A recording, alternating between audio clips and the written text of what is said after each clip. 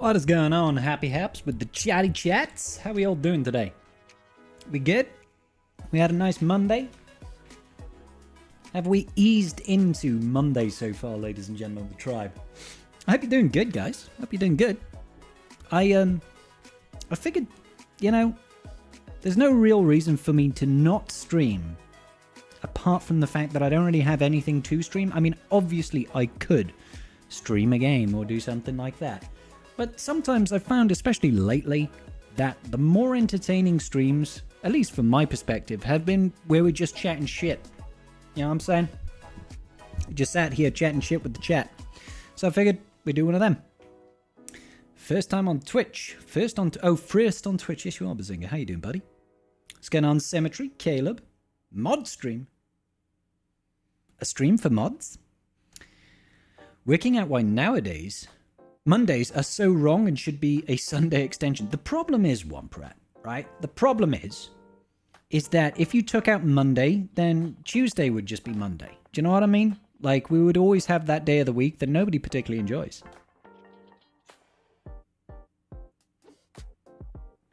Monday did not lube up. And whose fault is that?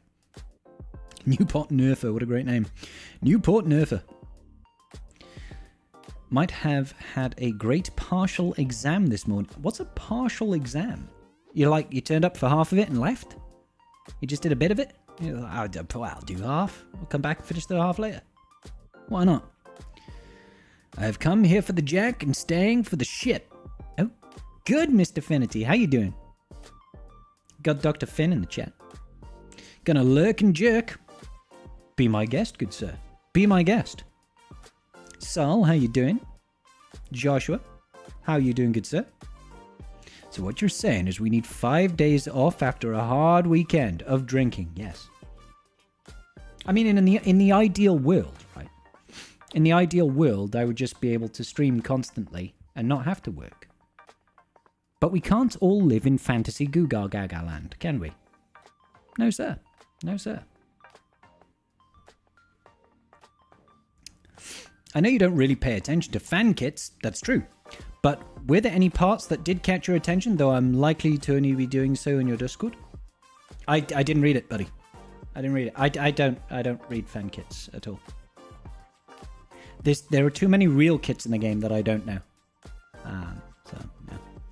But if anybody is interested in Burrito's fan kit ideas, he does a lot of things, like theorizes on Omicrons and stuff like that, and creates kits, as you've heard. If you're interested in it, it's in my Discord, somewhere, I imagine. Final exam is split into 2 partial exams. If you pass those 2, you don't have to do the final exam. What a bizarre setup. Do you prefer it that way? I imagine it would probably be a little bit less stressful. Like two little bits. If you pass those 2, you don't have to do a big one. What's going on, nerd? Currently practicing for a French-speaking competition tomorrow. Sacre bleu! Oh, good luck. That's about all the French I know. That and je ne comprends pas. Je voudrais une bière. Bonne chance. Guten Abend. Hi, Chris. How you doing, buddy? Will I ever play Star Wars Outcasts on stream?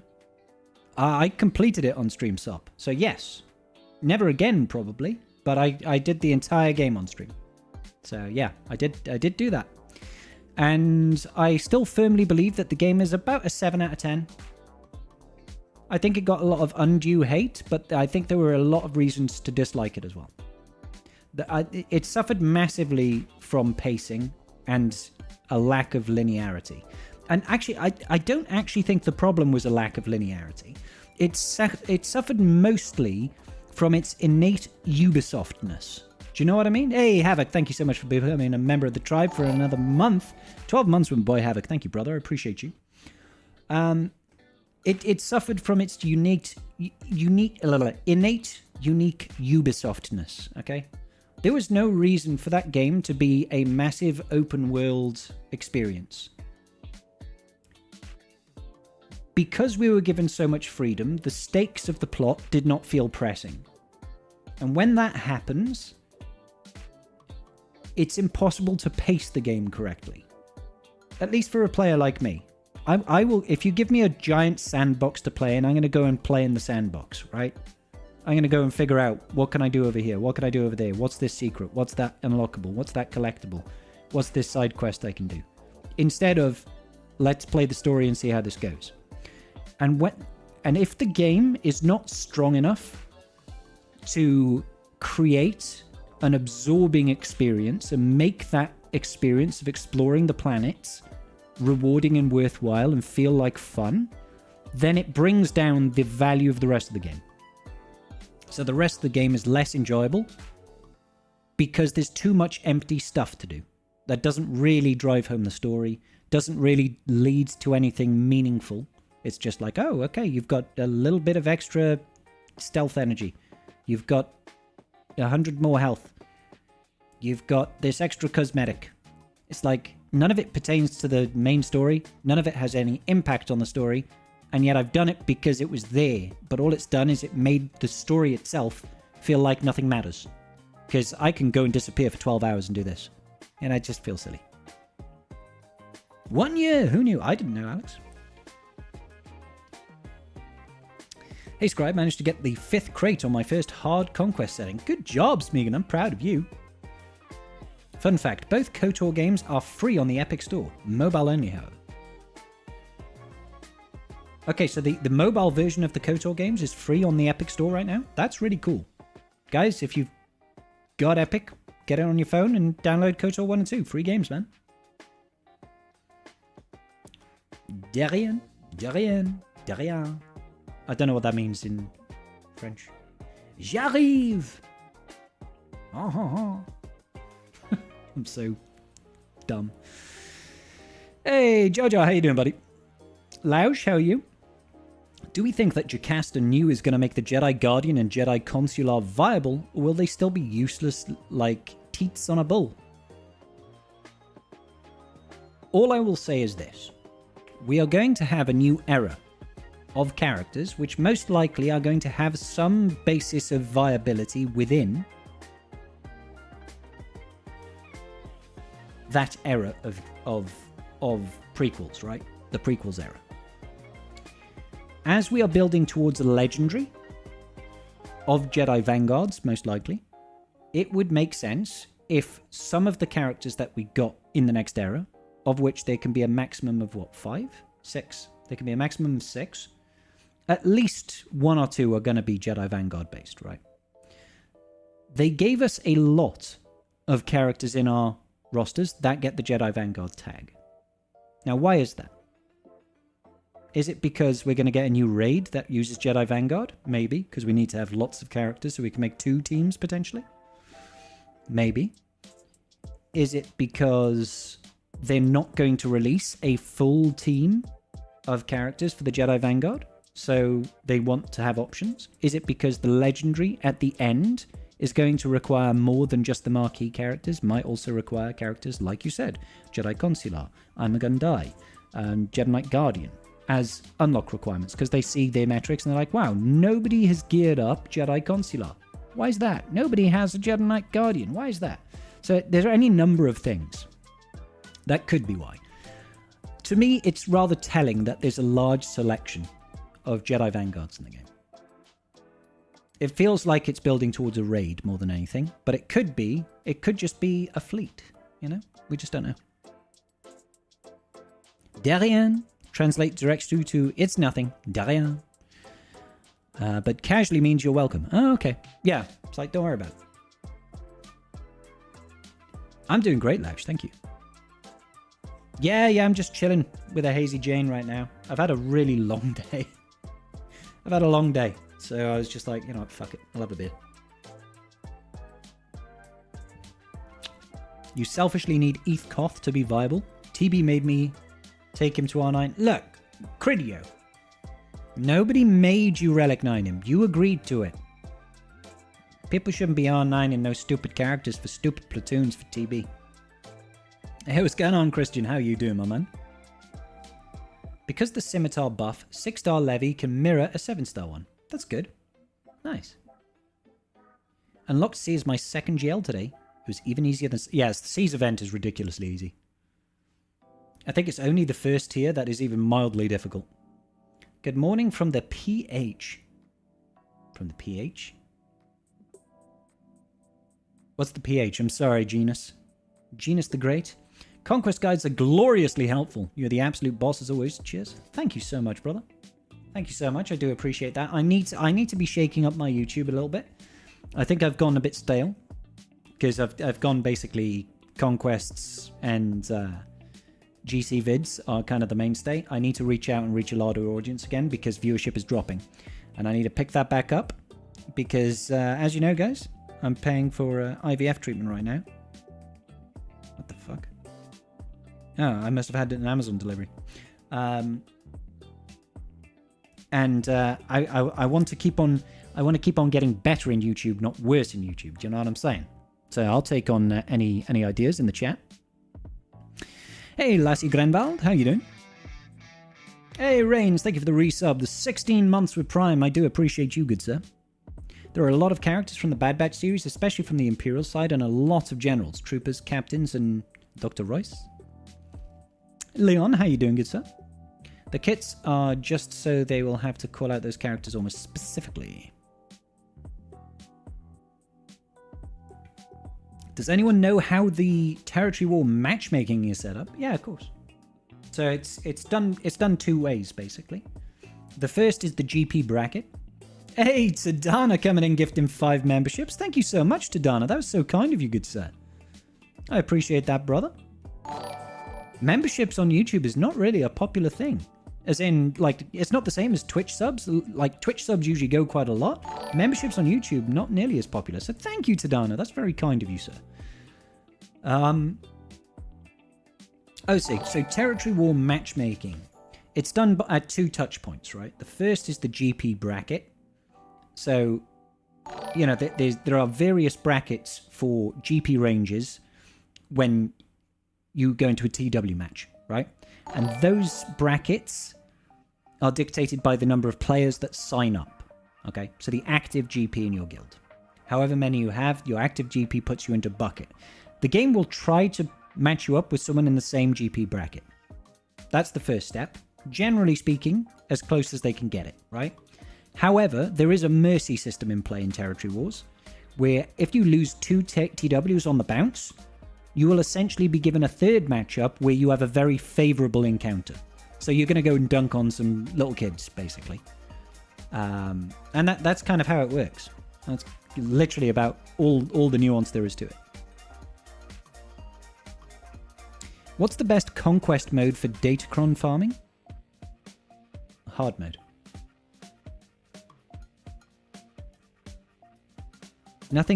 Nothing better than a well-earned cold beer after a long tiring day. Thank you, Leon. I agree. Hi, Amy. How you doing? Farming the Poncho Bros. Good stuff, Christian. They're well worth investing in. Long Mondays make for long weeks. Sounds like you need some gaming to exercise your relaxation. Hey, Justin. I'm doing my thing, brother. I'm doing my thing. I actually wanted to bring up the topic in Discord, but when I saw you live, so I'll ask here. Did you like the Solo movie? Yeah, I thought it was decent. Yeah, Solo movie was pretty good. I wouldn't call it amazing, but it was an enjoyable space cowboy romp. That makes it sound vaguely homosexual. Homoerotic, sorry. But it was fun. I enjoyed it. I thought it was good. And with the Darth Sidious bug fix where his unique actually works, it's even easier. I didn't even realize there was a bug fix. I did it years ago when it was nasty. And I didn't even apply a Zeta. I still don't think I've got a Zeta. Did I do Sidious' Zeta? I'm going to check. I don't think I did.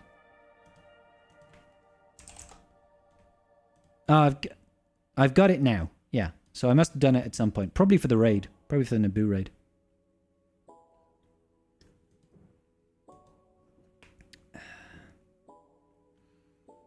You could always add TB videos to boot.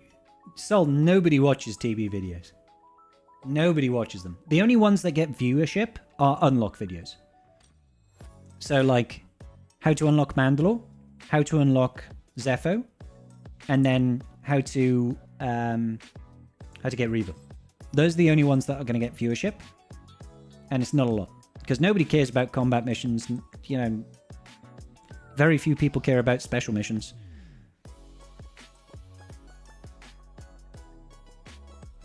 It's just, there isn't a market for it. So I can do it, but it just doesn't do a lot, you know? As soon as they release a new planet, I will have a video out day one to show how to do the combat mission, or the special mission for the unlock, right? But that's about it.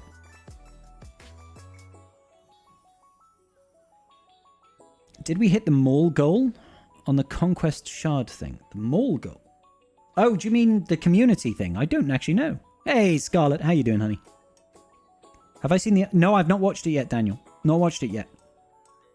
I've literally... Today, I've finished work, cooked dinner, ate dinner, recorded a video collab with Urs, and started the stream. That's been my evening. I'm doing great, Scarlett. How are you? Think the Solo movie was Disney stuff pretty good. Oh, was for Disney stuff pretty good. I enjoyed the movie without a Jedi lead for once. Yeah, I think that generally speaking, Star Wars needs to do more non-Jedi Sith stuff.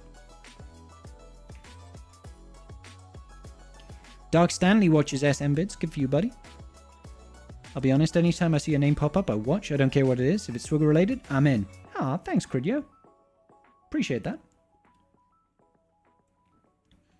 I haven't actually won prep because I don't have that on me. I probably have somebody in my Discord that has it. I'll reach out to Karth.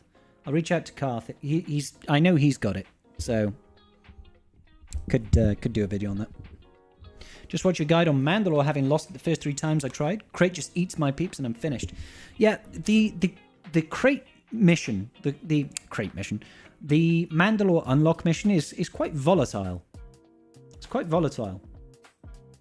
Because sometimes the Crate Dragon will go for... Like, I've had that opener to that.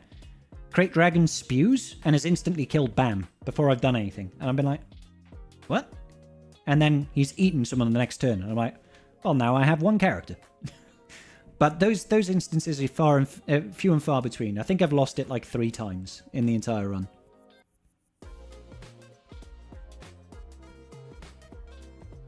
It happened quite a bit ago, the bug fix. Sidious didn't ignore 50% of the defensive deburst enemy. Now he does. Good to know, Burrito. Thank you. Go for it, lassie. I'm vibing at work, saw you popped on. Hell yeah, Scarlett, that's the way. What line of work am I in? I work in insurance. Well, risk management. What did I have for dinner? Lausch, what I had for dinner was some peri-peri chicken with some mashed potatoes and some broccoli.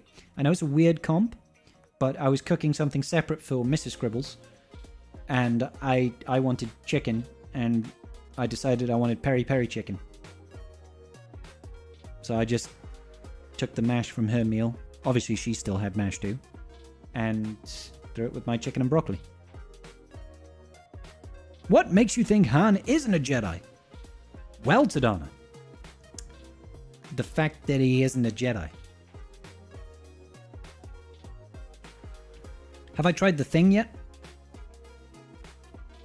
Are you talking about Marvel Rivals? And no, I haven't. At least I don't think I tried the thing. Friday night, I was pretty drunk. PH is the ridiculous abbreviation for the Philippines. I should have got that. Thank you so much, Genus. Howdy to the Philippines. I will record and send it to you next TB as you can, for you, as can show how even with bad mods, it's funny. Definitely one Pratt. Yeah, send it to me, dude. Put it up on a Dropbox or something. You've got the Marok on me. That will be a 15-second video. Go, win.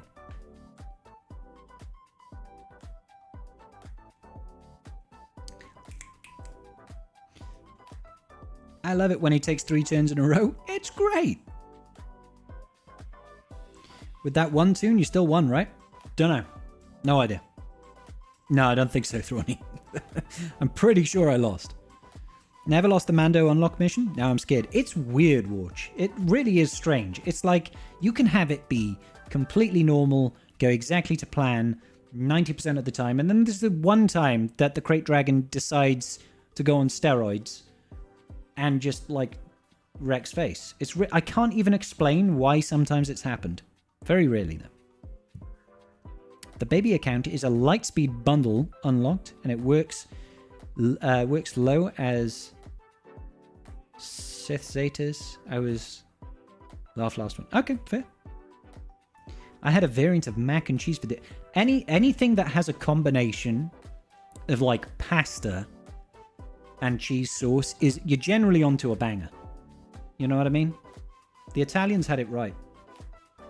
Cheese sauce and pasta. I just wish I wish somebody could make cheese sauce and pasta be like protein and not carbohydrates.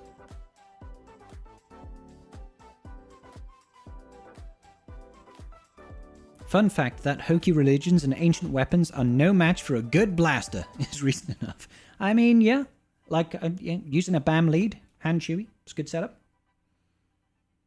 How did I feel about the Ahsoka show? I thought it was okay. It had its moments that were good. It was just okay. So, like, I think that Ray Stevenson as Baylan was probably the best aspect of that show. I felt it was incredibly slow to start. Like, the first 3 episodes for me was like... I was falling asleep. I was like, this is slow. But it certainly picks up towards the end. I think whoever they got for Ezra was a really good casting. How's the treatments going? Going well, thank you, Watch. We went for a scan today. Everything is good. We might be doing stuff on Friday. I might have an appointment with a white room and a cup.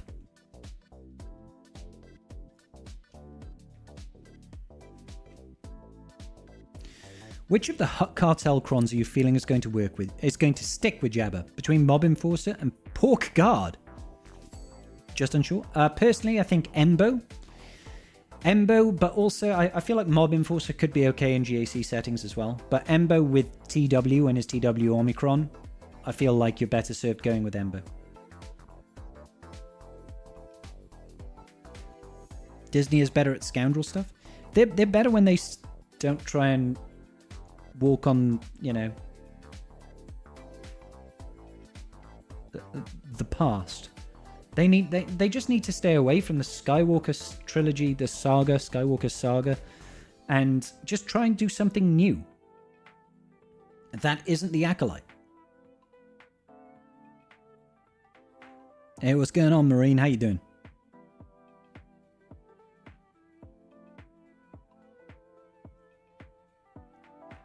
Which show are we talking about? Not even sure. I won't lie, I only watched the show for Shin and Baylan. Otherwise, I couldn't enjoy it at all. Especially not Thrawn, who just stood around. Felt weird compared to his Legends version. Well, I think that's a fair complaint.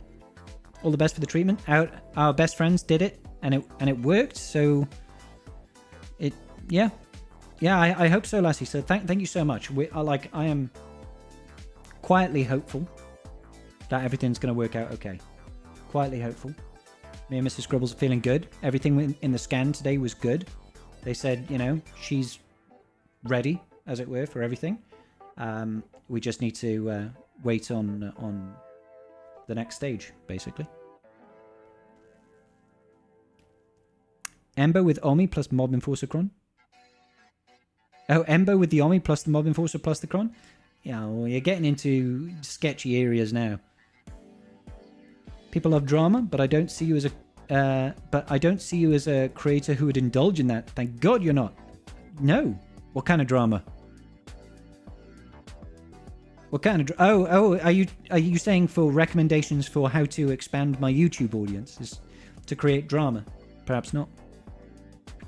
Have I altered my modding on Nest to accompany the sexy cron? I haven't actually, but because I haven't actually pulled the cron yet. I don't think I have anyway.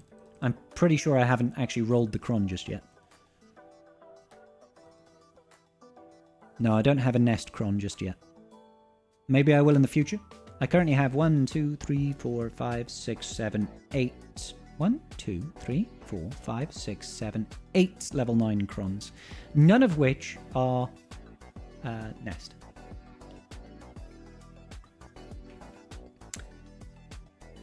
I agree. Rogue One and Andor were all completely new characters and were some of the best Star Wars. Definitely top 3.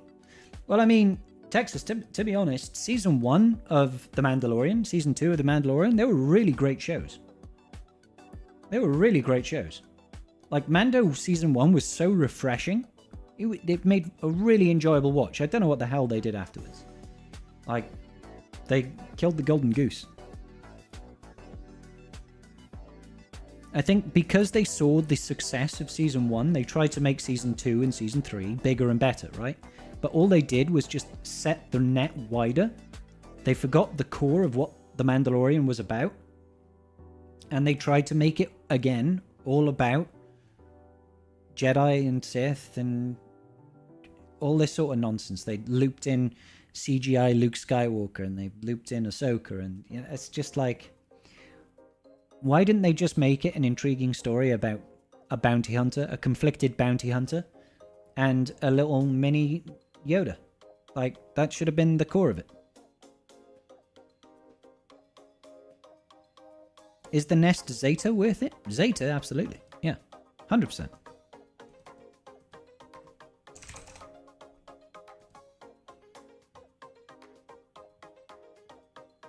Your question really feels out of pocket today, but did you ever play CG's Lord of the Rings game? I did, Lausch. I did. Yeah, Heroes of Middle-earth. I played that for about 2 or 3 months. I gave up on that game in about December because we had a whole month of radio silence from CG, and it just didn't look good. So I was just like, I'm not investing. I was prepared to invest heavily in that game as I saw it as a way of diversifying my channel, right? Have more audience, but it just never picked up because the launch of it was just wrong. They really didn't nail so much about it. For one, there was nothing to really do in the game. There were no game modes to engage people. There was no PvP after 4 months of the game being out. There was just 3 marquees a month, basically, every month since inception. They only just pushed out the raid. It only just finished by the time they stopped making content for it. The arena was awful, and the aesthetics of the game literally looked worse than Galaxy of Heroes. And Galaxy of Heroes is 10 years old. So they just didn't nail any of it, really. I think it could have been good. I genuinely think it could have been good. But they took the complete wrong approach.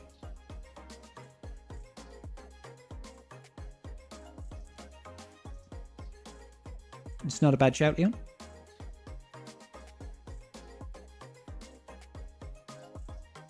Didn't even think about Mando, but still goes to the point I'm saying about doing new stuff. Absolutely, Texas. 100%, dude. 100%. I thought they were supposed to be doing that High Republic stuff, but that's all vanished. Yeah, who knows? Who knows? What's going on, Kimmy? How you doing? Since you mentioned Ahsoka, I feel like I couldn't really enjoy the show because I'm tired of her. She shows up everywhere at this point, like Mando, Book of Boba, and so on. I feel like the only show she wasn't in was Bad Batch and Andor. Yeah. I mean, Lausch, it feels like to me that Dave Filoni sees Ahsoka as his baby. Not his literal baby, obviously, but that is his creation. And it feels like he very much wants to make her the star of the show, as it were. And by the show, I mean Star Wars. So he's built his own little Ahsoka-verse, basically. They call it the Mandoverse, but really it was a stepping stone for him to push out things that he's heavily invested in, which is like Ahsoka and Bo-Katan, things like that, you know? So that's why I felt personally kind of cheated in Mando Season 3. It's because it really didn't feel like the focus of that show anymore was anything to do with Mando and Grogu. Well, obviously it was to do with them, but they didn't feel like they were the stars of their own show, if that makes sense. There was just so much heavy focus on characters like Bo-Katan, and like, why? If somebody has never watched the Clone Wars, why would they care about Bo-Katan? It's hard to copy live service game, 1 for 1, that's 7 years old. Absolutely, Burrito, no argument there. But the thing is if you're going to release a new live service game, you don't have to have it copy 1 for 1, but you have to make it stand out. And if it graphically looks worse than a 10-year-old game, you've started off on the back foot already. Then you release a game that doesn't actually have any compelling game modes. It had Squad Arena, basically. That was an absolute farce.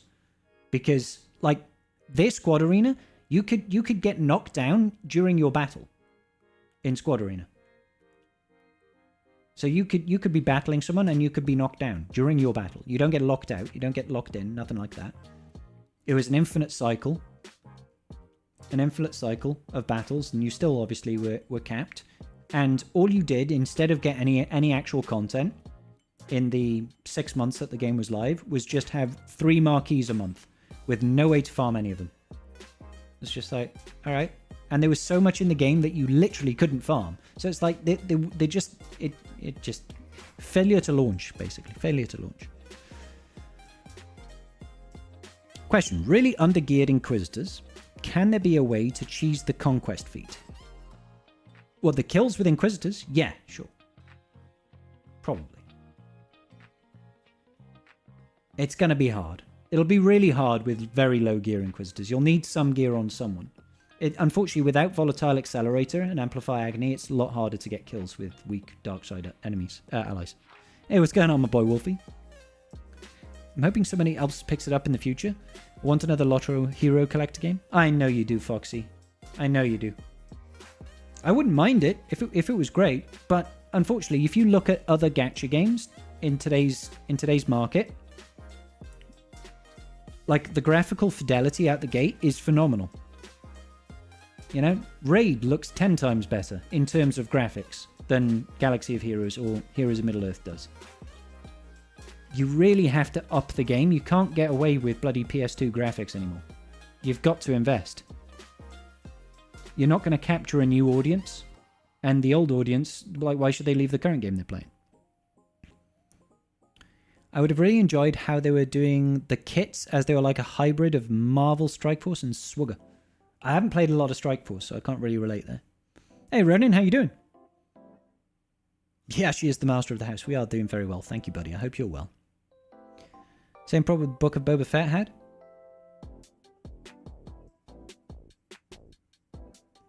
It felt like it was more about the Mandalorian culture than Mando and his journey. Yeah, there was a big part of that. Did I ever play WoW in the original Vanilla? No, I never played WoW. No, that's a lie. I've played about 2 months of WoW. I think when I played it, I was in university. So that would have been like 13 years ago. So I think there was at least one expansion out back then. But I was a broke student. I couldn't afford to pay a monthly recurring membership to a mobile MMO. An MMO. Sorry, but shame on CG for that money grab, knowing that they were going to shut down the Lotta game so soon. I don't know if they knew they were going to shut it down. I think they were hopeful that it was going to be more successful than it was, because they had like Galaxy of Heroes to set a bar for, and they were hoping, it's Lord of the Rings. It's massively popular. This IP is incredibly valuable. We'll see loads of people investing in this straight away, no matter what. And that just didn't happen. So they tried to push it over the line, and it just got worse and worse and worse. And they just had to pull the plug. But I do agree with you. People spent hundreds. Yeah, and it was open for like 6 months. So in the early days, to get a PvP rank, you almost had to PvP like 24/7, and other people would outplay you, and you couldn't get top rank. Ouch. That sounds very competitive. Did I see the new... I have not watched it yet, Darren, no. I've heard it's good, though. It was 100% nuts, and people rotated playing the same accounts to get... So you like account share to constantly try and climb in competitive. That sucks. That's very similar to... There's another hero collector out at the moment called King Arthur. King Arthur Legends Rise. And the arena in that is the same. There's no limits on battles. You can just keep battling. All day, every day. And the top of arena isn't based on who did you beat last. It's a point system. So when you win a battle, you gain points. And whoever has the most points is the top of the board. So there will be people that might work from home and would just spam arena battles all day. Just all day. Just sit there clicking away. So anybody who gets on the game and plays for like an hour on their lunch break, or when they're going to bed, they just play an hour and go to bed. They had zero chance of climbing in arena, because everybody else, well, not everybody else, there'd be like 100 people that would just be there all day playing. It was mad. was going to ask if anyone thought that someone might reboot it. Lotta, I don't think it'll ever get a reboot. I don't think it'll ever get a reboot from another company.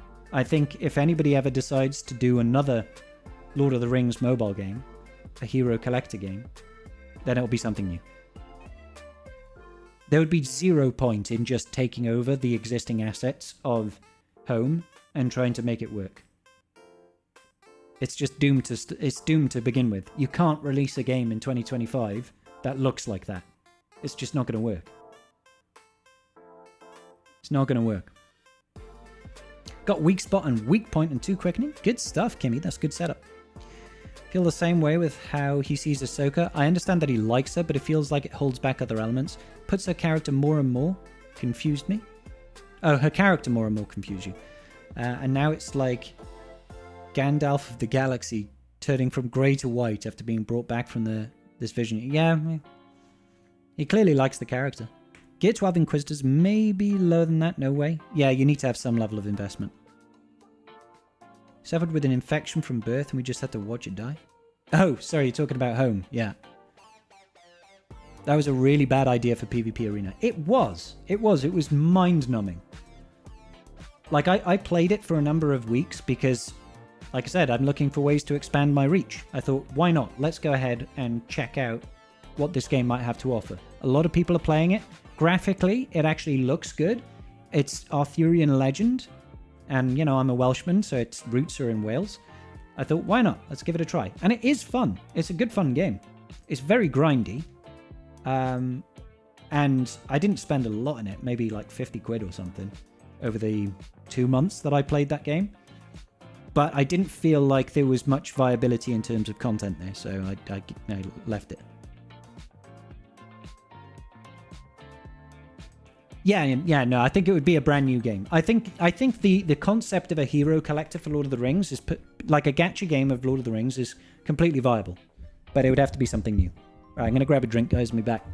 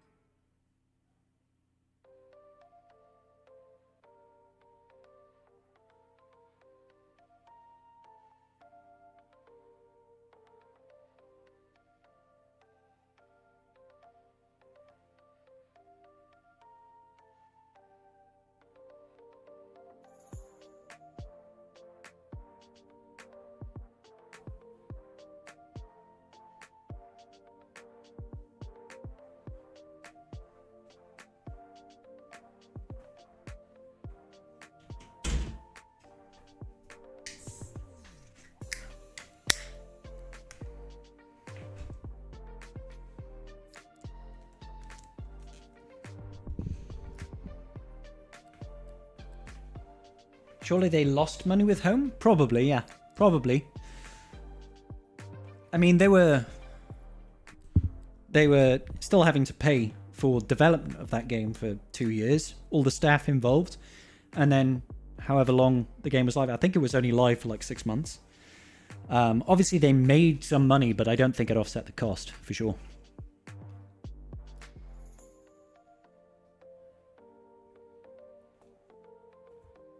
You know, like, genuinely. Like, has anybody here actually seen King Arthur Legends Rise, the mobile game? Has anybody seen any footage of it at all? It's not, like, phenomenally good in terms of graphics. But if they just did that for Lord of the Rings, it'd be a sell. It'll be a sell, completely. People would be like, wow, this shit looks good. You know what I mean? People would actually invest in something like that.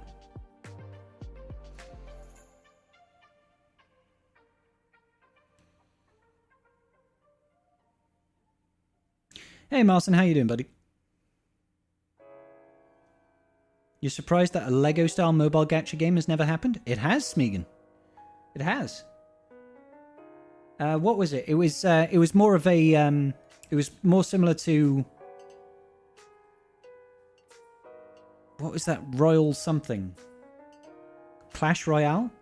It was like that. It was like you've got a base and the enemy's got a base and you've got units and you send them over across the base to destroy it. It was like a Lego Star Wars version of that. Oh, thanks, Essex. Thank you, buddy. I'll have to post the socials on that. Yeah, I haven't given the link. It's just going to give me the link later, I think. Yeah, I recorded Love on the Holotables before starting today, guys. So please do go ahead and give that a watch. Always fun to do some work with hers. Similar to Raid Shadow Legends? Exactly, Mr. Sanctus. But, like, it's the little things in that game. Like, characters will do moves, and the moves are very cinematic, you know? And the graphics are pretty... don't get me wrong, it's a mobile game, so the graphics are not phenomenal, but damn sight better than what we've got, and 100 times better than what Home had. So, unless your game is looking that sort of quality, coming out of the gate, in this day and age, it's going to have a real hard time capturing an audience at the start.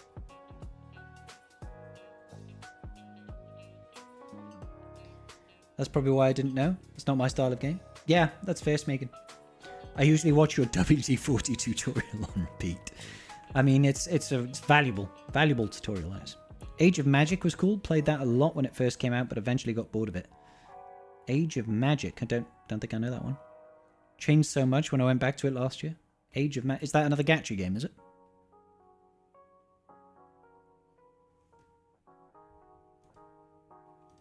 Boom, boom. Fair.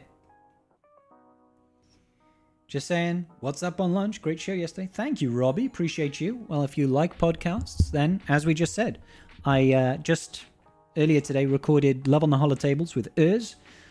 So you have other podcasts to go and listen to with me and Urs later on. I mean, it should be live now. So you could leave the live stream right now if you want to go and watch that. But, you know, then you miss on me just talking shit online, I guess. Very similar to Swigger, but with different lore. Fair. Tell me, what chat software do I use? I use something called Social Stream. Social Stream, I think it's called. And it basically combines both my chat into one.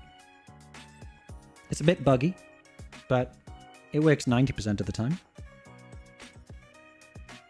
No worries, Mandalore.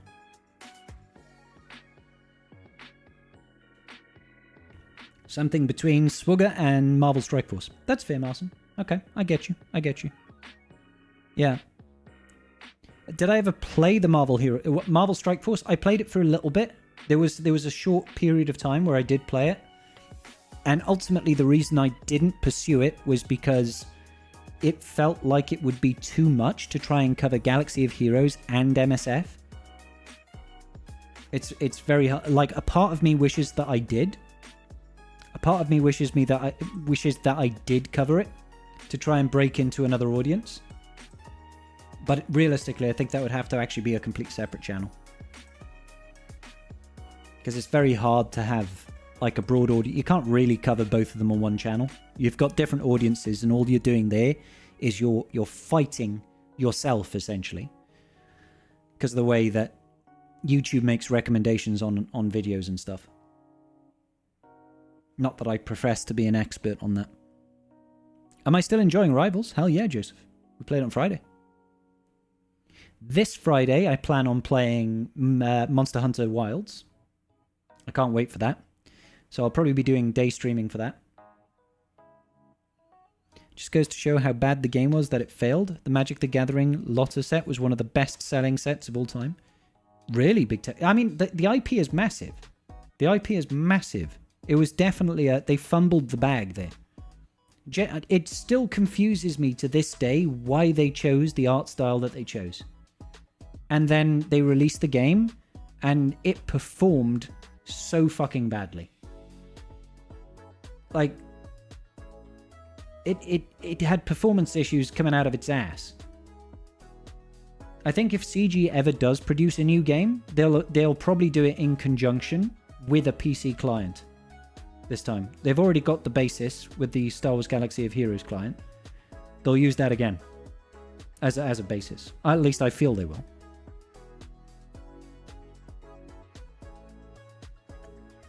Hey MacPants, how you doing? MSF overwhelms you? I couldn't get into it much. Maybe I could try it again, but it felt like a lot. That's what I remember it feeling like a lot. Like there's a lot of daily tasks that you have to do. A lot of grinding. And I was just so new to it. And like it was a lot of an information overload. Now I love Marvel. I really do. I love Marvel characters. I love the whole universe there. But it was just too much. And because my channel is based on Galaxy of Heroes, I figured I had to, if I was going to sacrifice one thing, I didn't want to start over from scratch. I just wanted to try and build this. And now I'm one of the biggest content creators for Galaxy of Heroes. Certainly not the biggest, but I'd say I'm top 5 maybe. Would you guys think I'm top 5 out of Galaxy of Heroes content creators? Obviously Arnold is undisputed number 1. Nooch has got to be 2. Then you've got people like Bit and Xerath are definitely contesting over there. Calvin is also really good. There's just so many. There's so many. I am Danny. I actually put out a video earlier today on my free-to-play account. So yeah, still play the free-to-play account. The only time I've taken off it is when I went to Rome.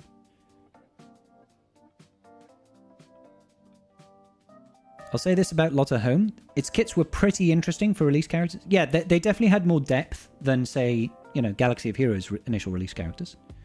The Lotta IP can perform really well if the right people work on it. Sadly, Amazon couldn't handle it. I've not watched any of Rings of Power.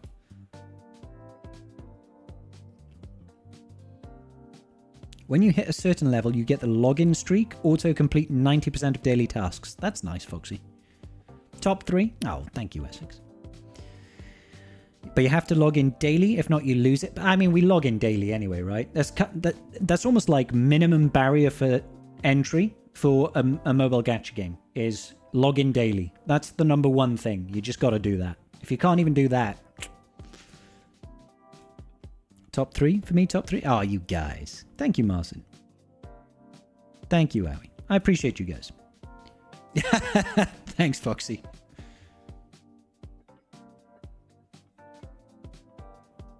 Urz is climbing, but he really is.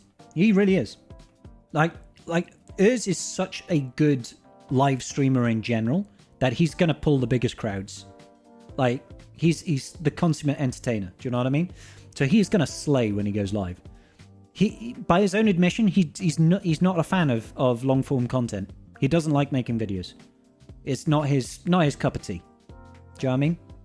So I think if he could get in the groove of long form videos and enjoy it, he would slay there too.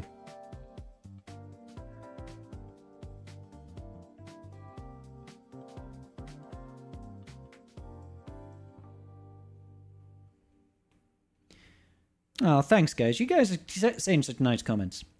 Lotta is a huge universe, but 90% of the people who love the movies don't even know the extended character set, and CG just decided to invent their own. Yeah, that was a weird choice, right? They took characters, or like that. You've got a universe with named characters, and they just like made up a bunch. It was an interesting choice.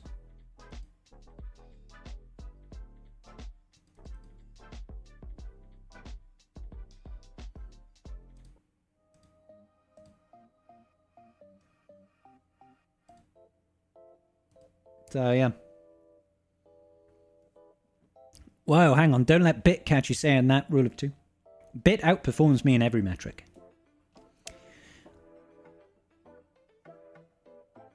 It's just too late. Yeah, no, I know the feeling, Essex. The only time I ever get to catch Urz live is when I'm finishing my stream on a Friday night stream and I'm plastered. And then I usually show up into his stream and disrupt him.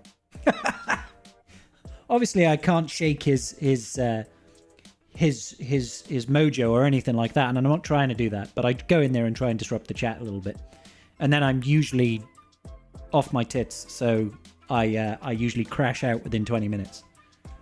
But that's actually how I ended up doing Love on the Holotables today, is because I finished the stream on Friday where we had a couple of whiskeys, not loads, but I'm a lightweight now, so I get trashed very easily.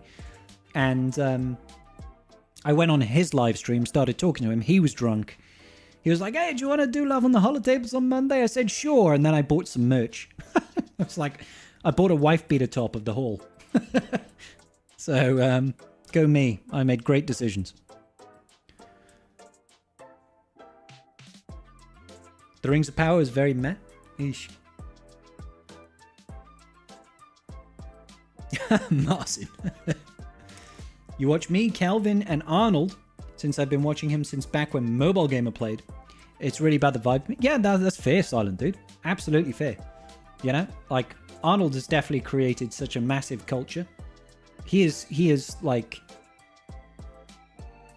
He's the only one that's managed to make this work as a realistic long-term career path out of every Galaxy of Heroes content creator. I think the one thing that Swigger has done really well lately is capturing the on-screen likeness of characters. They've gotten a lot better in the art department, for sure, and the animations are really fantastic. They really are. Lotta needed that, and they clearly didn't have the rights. Probably not. I think there's always difficulties trying to get likenesses to actual actors, for sure, because you're going to have to pay license fees for that.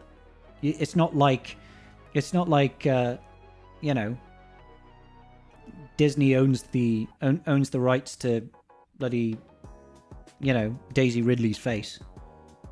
So they have to. I imagine they have to agree it independently. Friday Night Urs is usually hammered too. He was hammered, Sheepdog, yeah. This is why I always felt like if ever I got to match Urs in GAC, we would just have a great time getting pissed together. Right? Like collab stream, getting drunk off our tits, facing off against each other. Who would even care about the battles? It would just be a wild time. Only Tasnix and Scribe. You watch Tasnik, Kozlicek. Tasnix is one of the smartest Galaxy of Heroes players that exists, right? He is big brain, like massive brain. Like the only reason Tasnix is not massive is because most people don't want to just listen to big brain. You know, they need a little bit of entertainment value.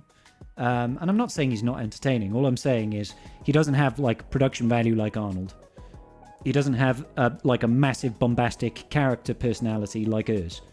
So that's the only reason that he hasn't shot off, is because his knowledge of the game is second to none, you know? A couple of whiskeys and some beer. Yeah. Arnold speaks Polish. Does he really? I had no idea. The Tolkien estate is notoriously tough to deal with too. Apparently. Arnold is keeping the game alive to some small extent. He's definitely contributing. There's no arguing that. He's a great entertainer for sure, but I'm too old for skibbity music and stuff like that. That's fair, Leon. That's fair. Everybody's got their own vibe, right? Everybody's got their own vibe. You've learned so much from Tass. Tass is super intelligent, dude. If you went against Urs, you should do who can set the funniest defense. The only way I would be able to face Urs is if somebody loaned me an account that happened to get matched up with him. That's the only way that would ever happen. Because Urs's account, I think, is probably around 7 or 8 million now in GP. And I'm at 13 million in Kyber 1. We're never going to face each other in normal circumstances. And my free-to-play account is never going to catch Urs, because there's a 6 million differential there. 6-7 million differential. And he probably does still spend money or gets gifted Lightspeed bundles and stuff like that, and that's never going to happen on my free-to-play account. So that's not logistically going to work out.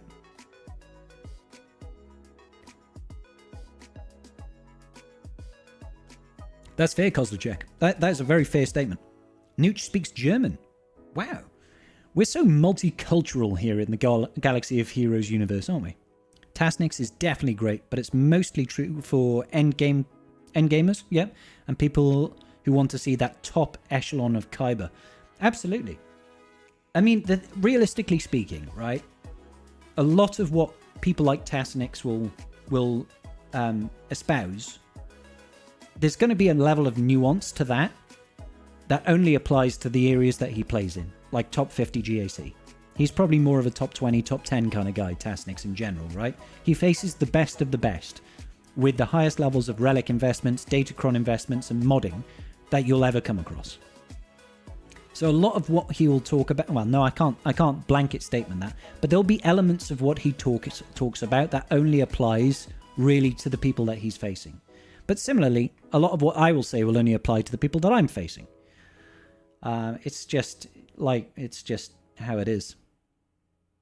Like, that's the crazy thing, right? I've played Karth's account on a Friday night GAC. I've won plenty of GAC on Karth's account. And I've done that, pissed off my face. And Karth is top 50, he's top 20 currently. Top 20 Kyber 1. But I've faced off in the top 100, top 50 and won battles in GAC. And I've done that pissed off my face. So there's a large element of what is your roster, what's your mods, what's your datacrons. And Karth's investment there is massive. That gives you that advantage, in late game play.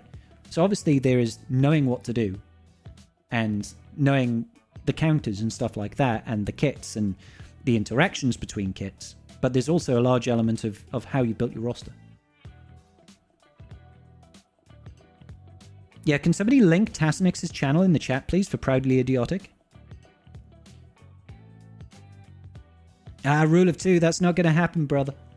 I'm in a strictly free-to-play guild, so can't happen. Sanjita's managed to carve out a good niche and reputation without being much of a personality / entertainer. I haven't watched a lot of Sanjita's content. I should reach out to him. We should do a collab. Xerath has the weirdest / wildest sense of humor. I think I haven't watched a lot of Xerath's content, but the content that I have watched of him, I always find he's got very dry humor, You watch me, Arnold, Nooch, Calvin, Fat Phil, Bit Dynasty, occasionally Troopers on Break. Troopers on Break is one of the newer guys, right? Rule of 2? I watch a bit of Arnold. I watch Bit because he's like the closest representation to my channel. Bit is basically like me, but better. Is how I would describe it. And that's how I would describe Bit. He just does what I do, but better. Fat Phil I haven't watched a lot of.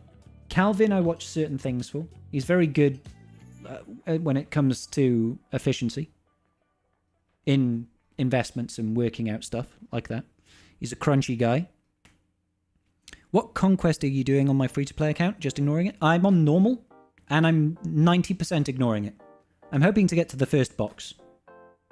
I'm not pushing on that just yet.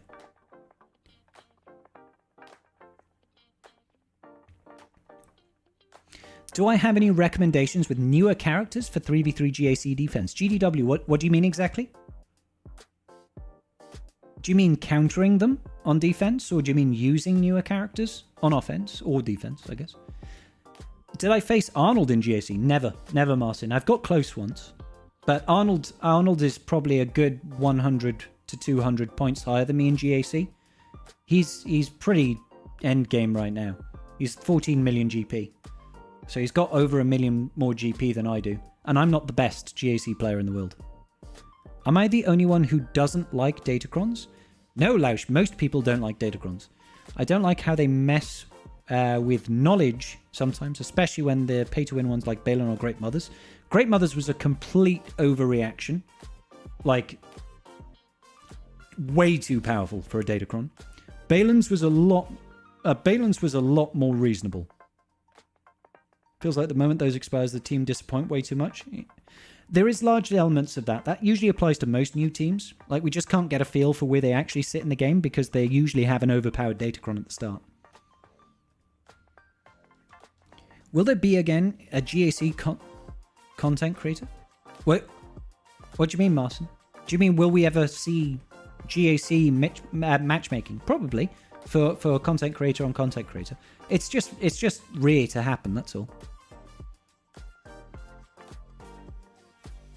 I didn't like crons at the start, but they keep the game fresh, so now I like them. I love crons, personally.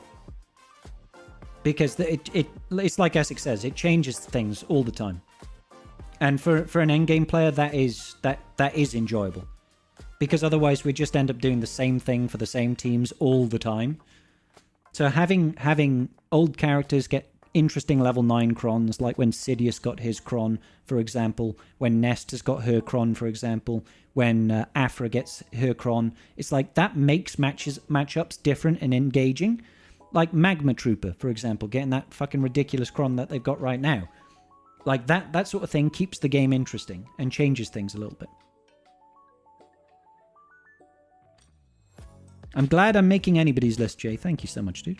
Which team do you think Nest is best placed on in the Datacron with the current 3v3 GAC? Ooh, MacPants. That's a good question. Nest is really plug and play with that in general, but with the new Datacron, I'll have to remind myself of it. Pretty sure she becomes, like, unkillable and does boatloads of damage. So if you're not using Ezra with Rey, you could probably put her there, truth be told. Let me just get Enfys Nests up. Immune to max health reduction. She is going to assist when an ally does a turn. When she inflicts a debuff, she stacks critical damage. When she uses a special ability, she attacks again, dealing 20% bonus true damage. When she attacks out of turn, she exposes. Ooh, excuse me. And whenever an enemy takes a turn, she gains 5% offense stacking until the end of her turn. It's just wild, isn't it? She can go anywhere, dude. I'd probably say best with Rey. So do Rey, Ben, Nest. But obviously, if you've got Ezra and you don't have Glat, Ezra is probably better with Rey.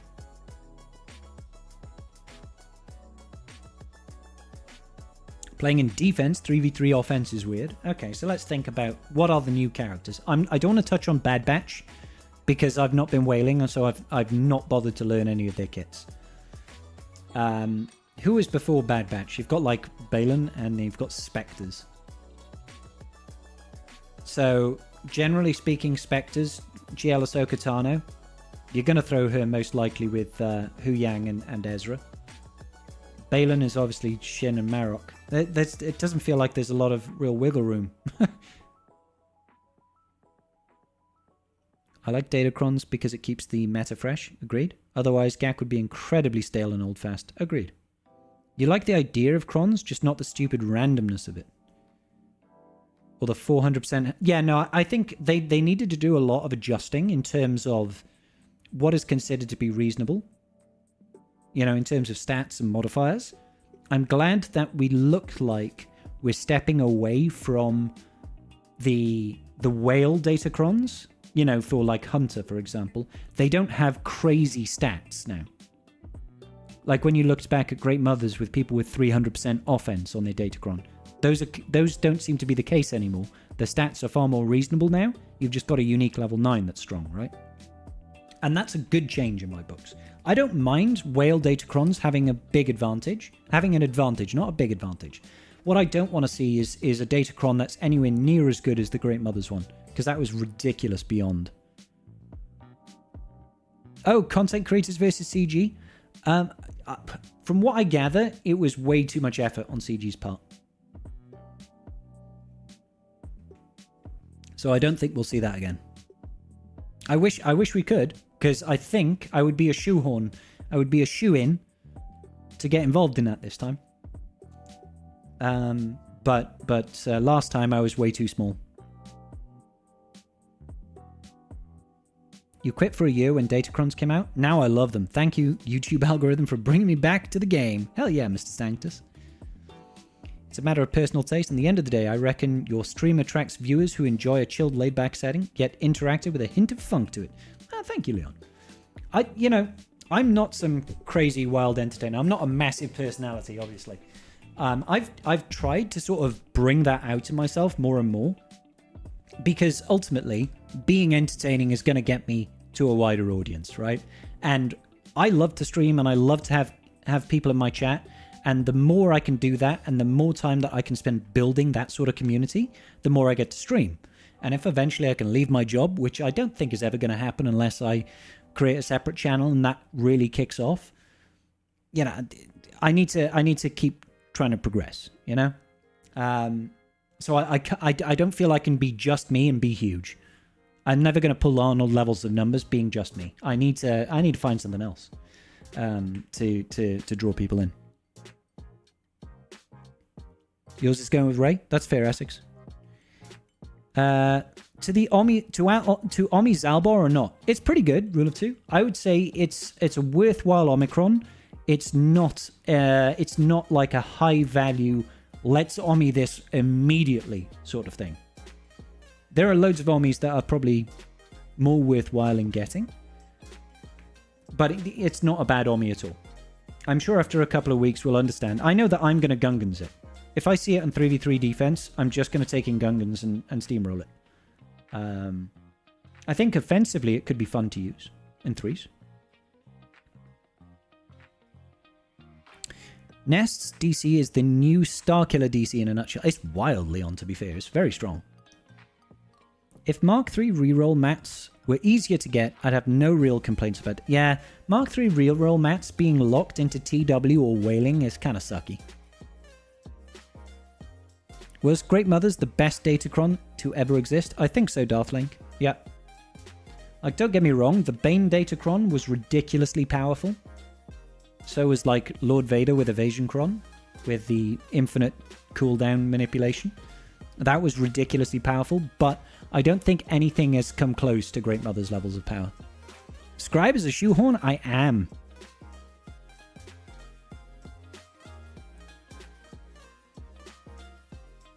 Good stuff, Mac. I think that, Mac, honestly, I think Datacrons are usually the difference between winning and losing in most matchups. Whoever's got the better Datacrons usually wins, and you can overcome large GP differentials just by having better Datacrons. I've always said this, but there are like 3 pillars to being good in a competitive environment in this game. And one of them is going to be your roster. Like, what are the characters you've unlocked? How well have you geared them? Etc. Modding. Another one is going to be Datacrons. Right? What Datacrons have you unlocked? Have you got heavy investments in Datacrons? Have you re-rolled them for the optimals 3, 6, and 9s? Have you got good stat secondaries? And then the final one is game knowledge. It's like, you can have more in one of those 3 pillars to accelerate your performance in GAC or in TW. And that will make a big difference. But I think the one that has the biggest leverage is Datacrons. So the more you invest in Datacrons, it's got a disproportional benefit to it compared to the others. Your guild just finished the Heroic Sith raid for the first time. Any tips for the raids coming up? Luke, I've got entire video guides on the upcoming raids. Very, very different. Very, very different to what you're used to. I would imagine you would... if you guys are not ready for the Battle for Naboo, which is a completely different setup, then you're probably better off touching on the Speeder Bike raid, as it's a lot easier to score points in, with much easier, more accessible factions. Any other Swigger creator will need a hot tub stream to pull Arnold numbers, and they would also most likely have to be female, because you don't see men pulling in big numbers in a hot tub, do you? I should try it sometime. I should try just doing a hot tub time stream. But, I mean, thing is, I don't really have the bod for it. I'm not ripped. I'm not rocking a 6-pack with massive guns. Maybe come back in a year's time when I've hit the gym.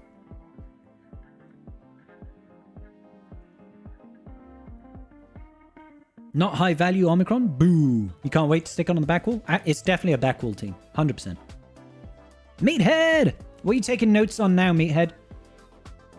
What are you taking notes on now, buddy? You can't take notes on Scribble. Hi, Meathead. Nobody ever complains about offensive Datacrons like Bane, though. That's part of why Great Mothers was such a problem. It was the big problem was that Great Mothers locked out so much from beating it. It had very, very few viable counters. Very few reliable counters. Like, I complained about the Bane Omicron when it was active, because I personally felt that the Bane Datacron, not Omicron, I personally felt that the Bane Datacron was too powerful, offensively speaking, because it didn't matter what you had defensively, Bane would beat it. It was a get out of jail free card. You want one team beaten? Bane with his Datacron kills everything. No problem. Too powerful. And he's very strong without it. It's not just the size of your G penis. Indeed.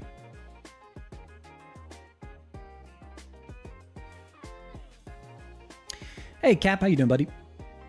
Many people don't do fleets and then lose because they one-shot everything. Yeah, fleets is a huge part, but that gets covered by your roster. When we're talking about those 3 pillars.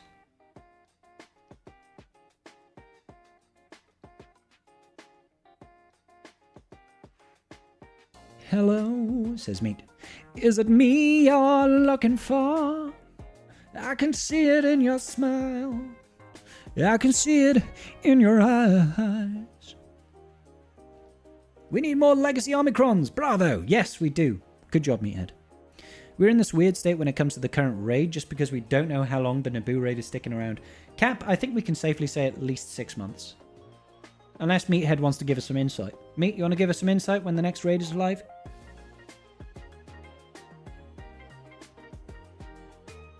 We're a bit behind. Forgive the Wolfie style stream. We're just chatting. Can't agree more on DCs. I have 5 GLs only, hanging out in Kyber 4 solely due to my decent stash of DCs. Good job, Leon. Invoke tons of fear, anger, and sky is falling mentality, and you're pulling Arnold numbers. I don't think I would at this point. I think even if I could reach out to Arnold and get Arnold to do a collab with me, and get Arnold to pimp that collab, I still don't think we would pull Arnold numbers. I don't think I'd get 30,000 views on a video. The only videos I get that hit 30,000 views are usually cheese videos that last for a long time or raid videos. And because this raid is now old, like those videos aren't pulling in numbers anymore. Do you know what I mean? Nobody really, it's kind of been figured out. The raids have been figured out. Trying to avoid work. At Meathead, you are community manager. You're interacting with the community. This is your job, right? Offensive Datacrons are fine, and you could be impossibly strong, in my opinion. See, I disagree, Hivorius. Defensive Datacrons that are too strong can shut down entire ganks. Cat streams. When cat streams. See, I disagree with offensive Datacrons being too strong. I don't think an offensive Datacron should ever be too strong.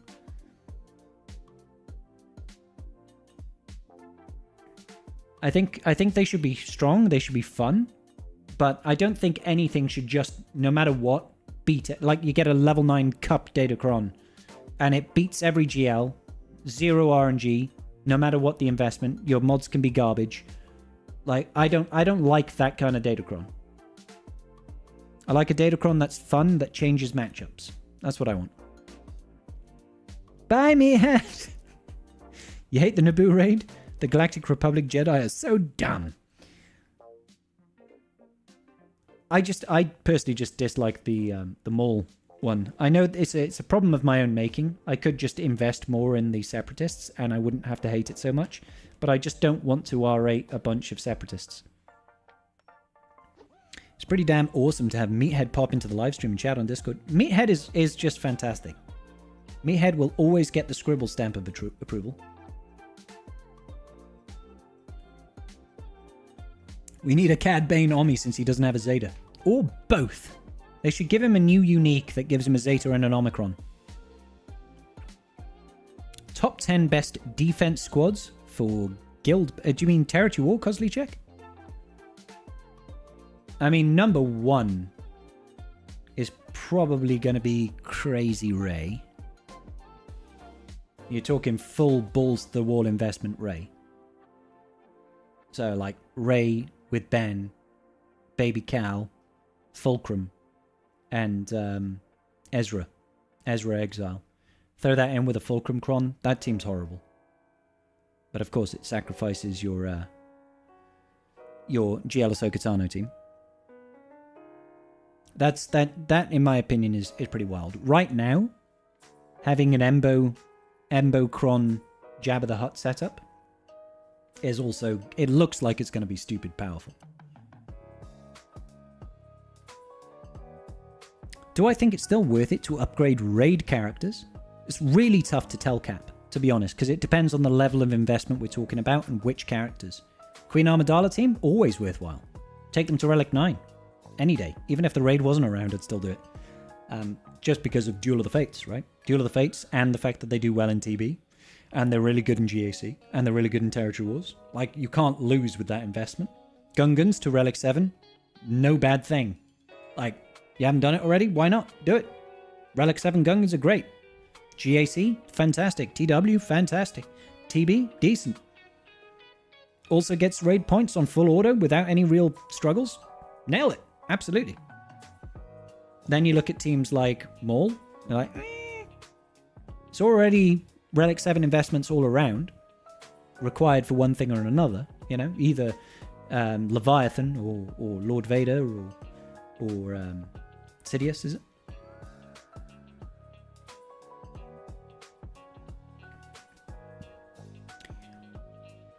How about the next one is also Galactic... It's not Galactic Republic Jedi, Big Ninja. It's Jedi Vanguard. Completely different faction. Given the option, 2 strong offensive Datacrons are less problematic than 2 strong. Yeah, but that's not the point I was arguing. I'm not saying what's worse, Datacrons that are too good offensively or Datacrons that are too good defensively. I was making the argument that we shouldn't have offensive Datacrons that just beat everything. Carte blanche. That's the only argument I'm making. Your guild is carrying you pretty hard. That's the way. Cray. Hevorius, I really like that. Cray. Cad Bane should have an anti-Jedi Vanguard Omicron. Does TIE Reaper have a purpose? Should you try to farm it?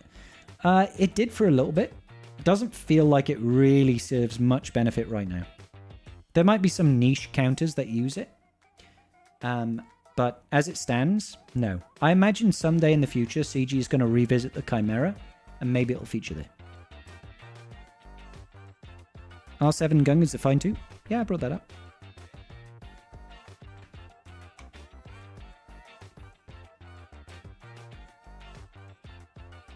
Don't forget Obi-Wan's Omicron for Conquest as an option. A lot of people love that Omicron. I will... Like, the only time I'll apply that is if I just don't have anything else to apply. It's useful. It saves brain effort, does not save battles. In my opinion. Like, it literally doesn't save you any battles. Because every single debuff and buff you can do, if your roster is deep enough, you can get it done regardless. In just as easily or even quicker, right? So it doesn't actually save you any battles. It just saves you the effort of having to think of a team to do it. You're just like, he does it. So I understand what it's like a lazy Omi, you know? It's for people that are feeling lazy. And that's not a bad thing. Like, I feel lazy all the time. It's just, yeah. Or it's for people that don't have fully fleshed out rosters. They don't have all the teams that can do all these various buffs and debuffs. And they're like, yeah, I'll do that. So I see the value in it, 100%. You took your Darth Maul to R8 because it's still nightmarish in a 3VT, even with the changes. I would argue that the changes to the raid made the Maul team worse. But that's about it. I was pumped to see Cad Bane had a Datacron this go round, then I saw it and was sad. Is it not very good? I can't remember it. I need to check it out. I don't think... I mean, the fact that it's not on my DC list. Whenever another ally uses an ability on their turn, Cad Bane assists, dealing 50% more damage. Yeah, that's not that great.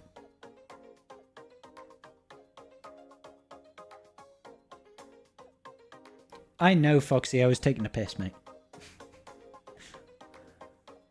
I was pumped to see... Oh, sorry. I've read that one already. Would love for a new Road Ahead style post. Obvious.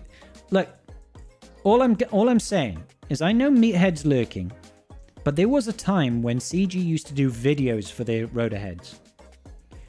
I will sacrifice my time. CG, if you give me the list for the Road Ahead, I will do a video for you. I will record the video, okay? And I'll put it out there. I will be honorary member of CG Scribble, putting out the Road Ahead. There you go. That's absolutely more than welcome. Jedi Vanguard can be a different faction when you point out that even just one Jedi Vanguard won't be a Galactic Republic. Yeah, no, I know. I was taking a piss. New raid info, territory wall rework info, even some GAC updates. Yeah, all good things, generic insults. Pogolomi is extremely valuable in TW. Yeah, it is, Leon. Agreed. Maul is still a nightmare. 100%. Like, some teams got really easy. Like, the Lumi team is ridiculously easy now. Gungans were always easy, so they're a full auto team regardless. But, yeah.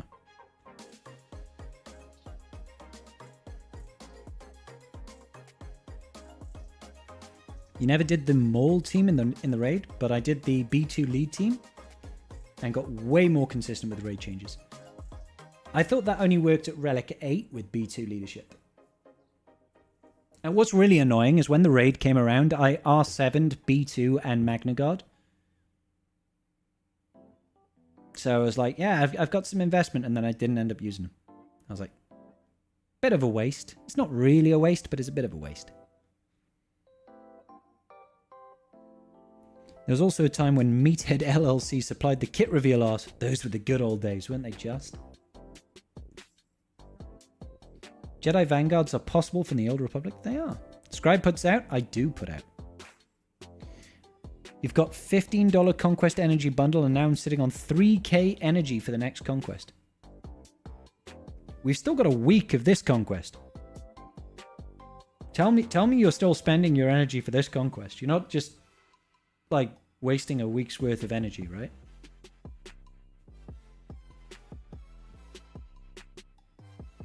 Satele Shan will be the legendary for the Jedi Vanguard team. That would be pretty awesome. OP offensive Datacrons. People just want everything in this game to be a sim button. Oh, R5. The B2 team works for you? Okay. Yeah, I run my Maul at R7. Usually I find B2's not good there. R8 is a different story, right? Because they get a new modifier.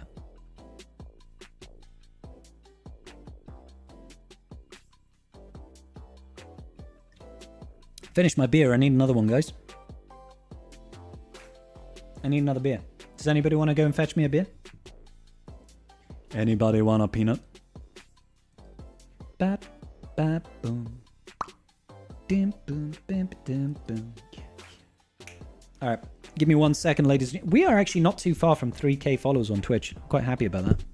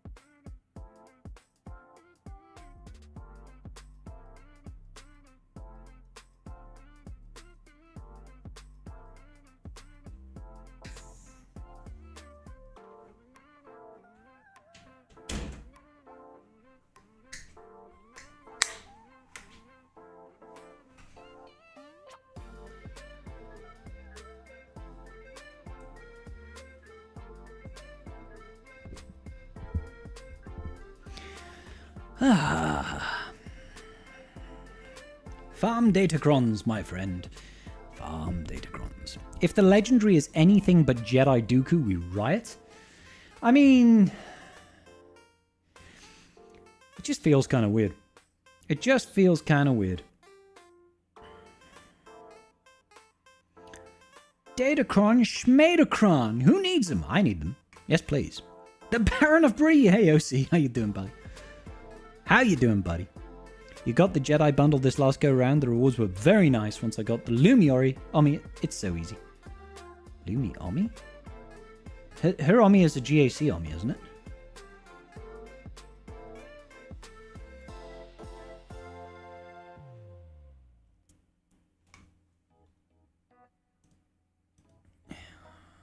Just double checking here. Lumi Zeta. Sorry, Shadow. Yeah, I got confused there for a minute. If I could walk on water, then I'd cross the Atlantic with a gold brute. Galactic Anomaly. I appreciate the enthusiasm, but that is a long way to walk, brother. Even if you could walk on water, that would take you a long ass time. That cold brew probably wouldn't taste too good by that time, but I appreciate the thought. Sindralig might be the legendary. Yeah, it could be. What's going on? What's going on? I wonder if the Lumi Omi is going to be key for the next team. It's interesting, right? Karth seems to think that there's an opportunity there for Jedi Vanguard to use Lumi Omi. But it's very hard to tell when all we've got to go off is Jocasta Nu.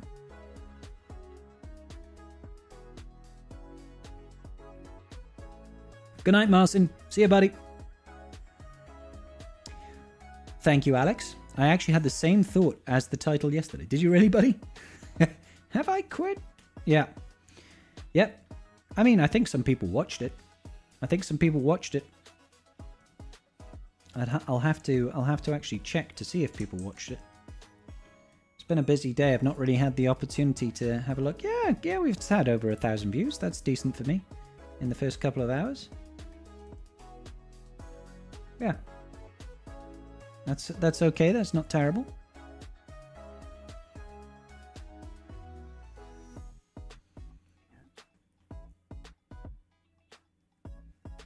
I could see Yaddle being the legendary and Jedi Dooku Marquee requiring for her. Maybe. I mean, you know, we should be getting Crosshair now in about 2 weeks' time.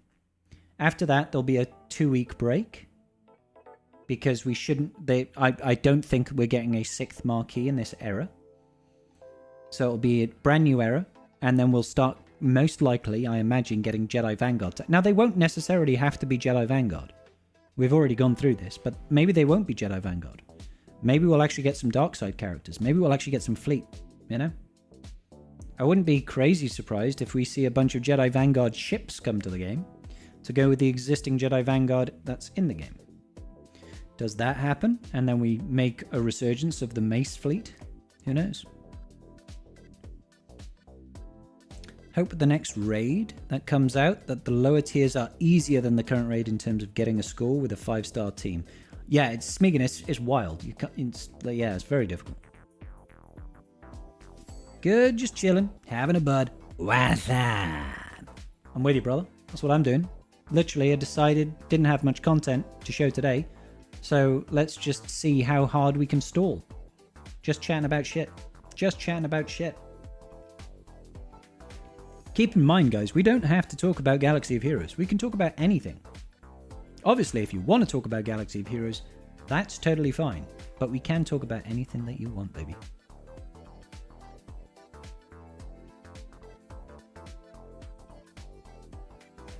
Meathead tell them to drop the Bad Batch Lightspeed bundle.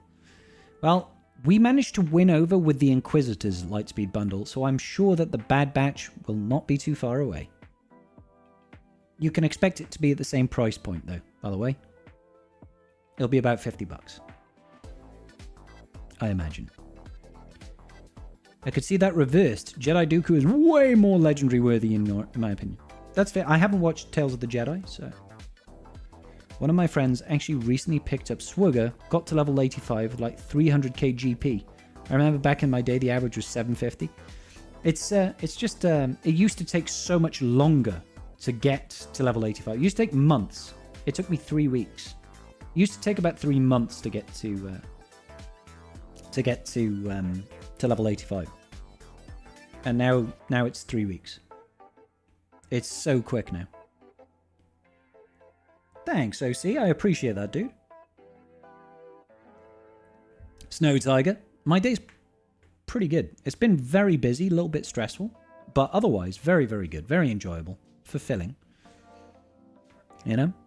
I'm hoping tomorrow is going to be an even better day.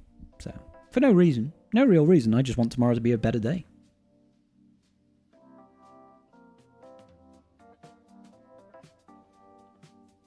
Would I be willing to test the level 6 mercenary cron with Zalbar Omi? The data cron that stacks protection when inflicting dots would make Zalbar a big... Isn't that level 3? I don't have the Zalbar Omi, so I can't really test that. Plus, I don't think that, like, offensively speaking, anything is going to survive Zalbar Darth Revan. But I might be able to test it on someone else's account, because I know I'll be playing with Karth's account at some point, and he has the Omi and a Relic 9 Zalbar.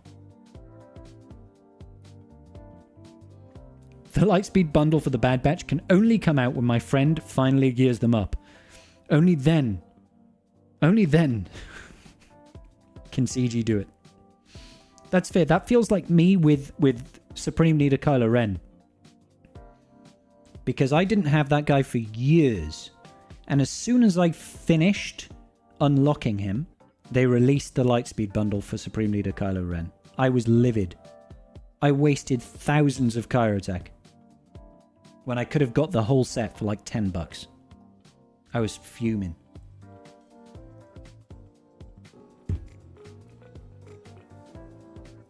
Caravan34, thank you so much for the follow. Appreciate you.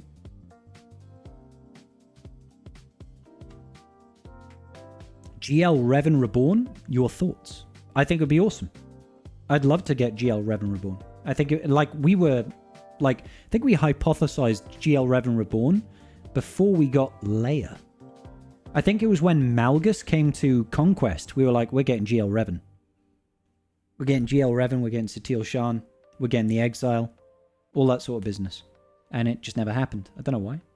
Bonjour les gens, je viens juste partager bonheur. Bonjour Caravan. Ça va? I don't speak French, I'm sorry. We might have a few people that speak French in the chat though.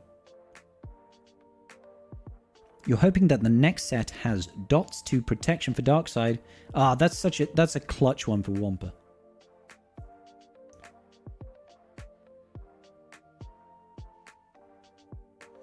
What are your top 3 datacrods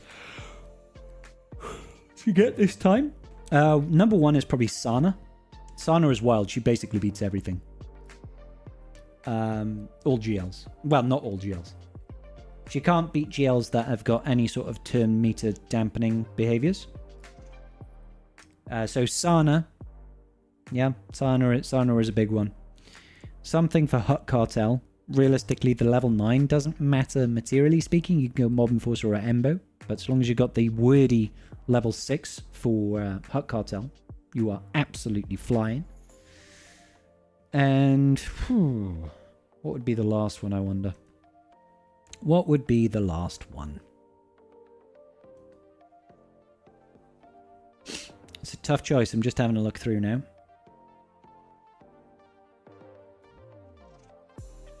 Yeah, Jabba. I mean, it's quite useful to have something for Balin, I guess. Nest is also pretty good, to be fair. So Sana, Nest, and something for Jabba.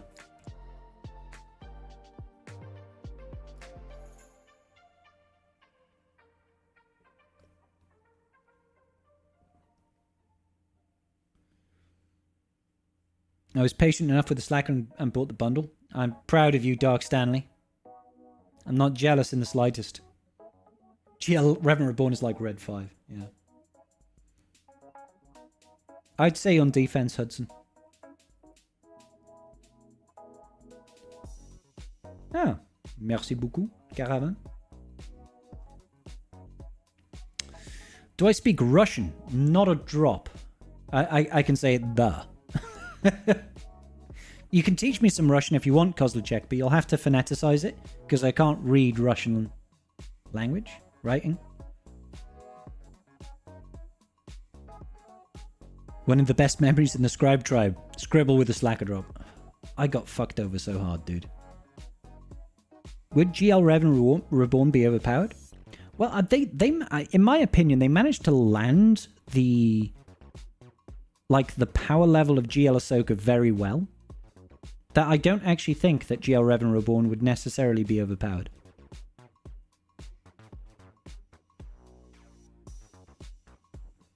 Alex, that's painful, dude. Like, I'm still waiting for the apology from CG on the punishing one. Why didn't you do Revan sooner? Everybody got the bundle sooner.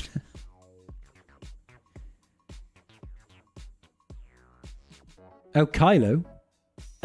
Just the way the cookie crumbled. Like, when GLs first came out, we didn't have the kits. So it's basically, you make the choice. Do you push for Slacker or do you push for Rey? And I rolled the dice and I went for Rey. And when she first came out, she was a little bit better than Slacker. And then Slacker got buffed. And then Slacker got buffed. And then Slacker got buffed. And then Slacker got some AI fixes. And then Slacker was so further ahead than Rey in terms of capabilities that Rey was just kind of like, ah. And then I went from there and I got like JML, then I got JMK, and then I went back and I got C, then I got Lord Vader, and then I think I got Slacker after that. Or maybe I got Leia first and then Slacker. But it was just one of those things that was like, I don't feel the need to get Slacker because I'm always getting the new GL. But hey.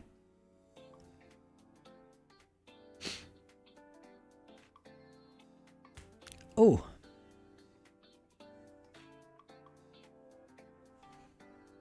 I'm having a great day, Henrika. Thank you. Oh, Heinrika, sorry. I like the HK Datacron. HK Datacron does actually look like a lot of fun. Like, mass fears from HK is wild. Thank you. Insert SpongeBob. Write that down. Da, niet, and vodka. Hey, Knight of Knee. How you doing, buddy? Is Ben Solo worth getting? 100%. Mostly if you have Rey. Flaming 398B, thank you for joining. Welcome to the tribe. So we are one step closer to 3,000 followers on Twitch. Thank you ever so much. We're just chilling in today's stream, guys. We're just chilling. We're just chatting shit. Having a good time.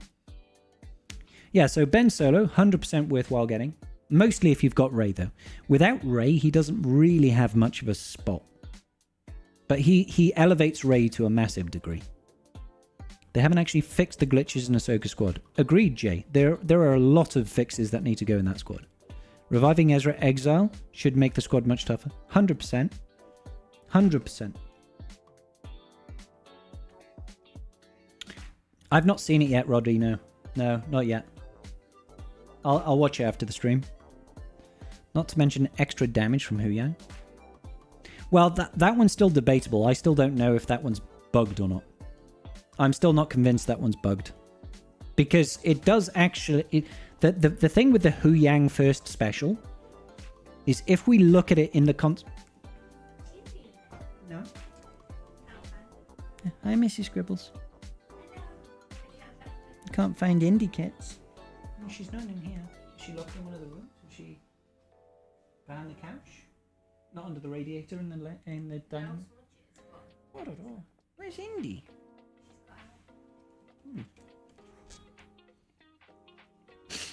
What was I saying?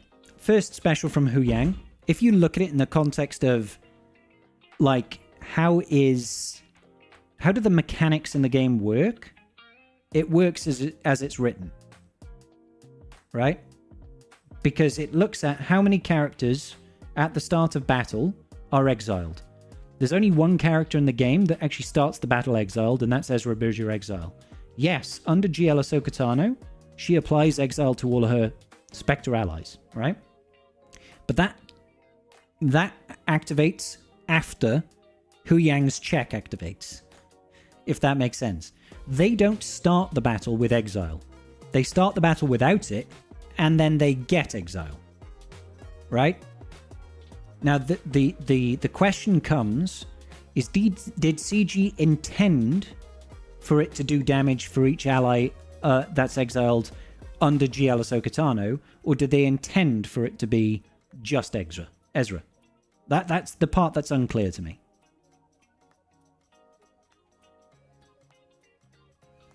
Would you rather watch a tree grow or a Negro?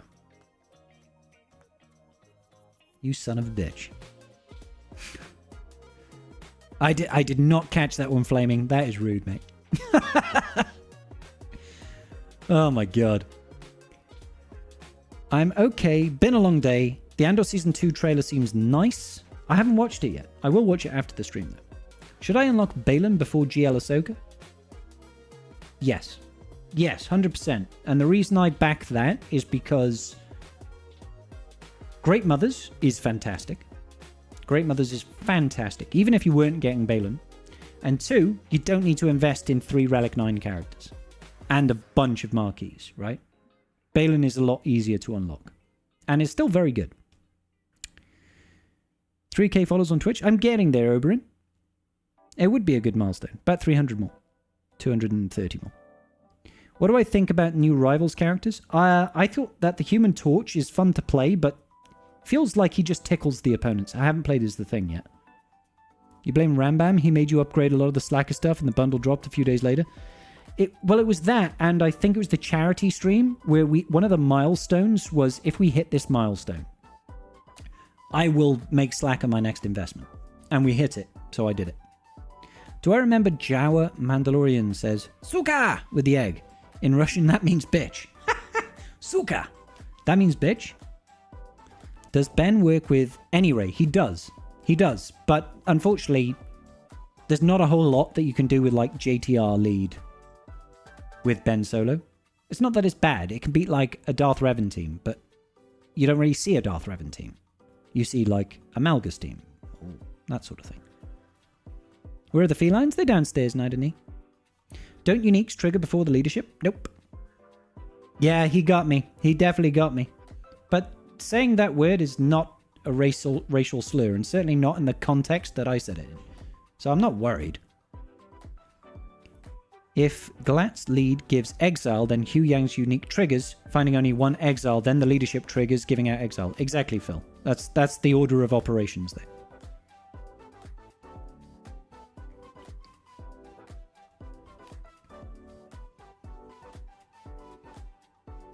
So basically, the check is at the start of the battle. Hu Yang's unique is permanently active. So it goes, how many people have got exile? And Ezra Bridger exile is like, me! I've got it! And then GL Ahsoka Tano's leadership activates, and she gives exile to everybody, if they're Spectres. And it doesn't matter. Because the check was at the start of the battle, before the leadership has even kicked off. That's the issue with it.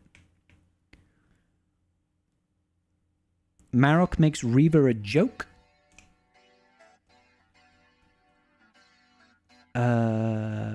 What do you mean exactly? Do you mean using Balin against Reva? Balin versus Reva is the, I mean, it's not great for Balin. Excuse me.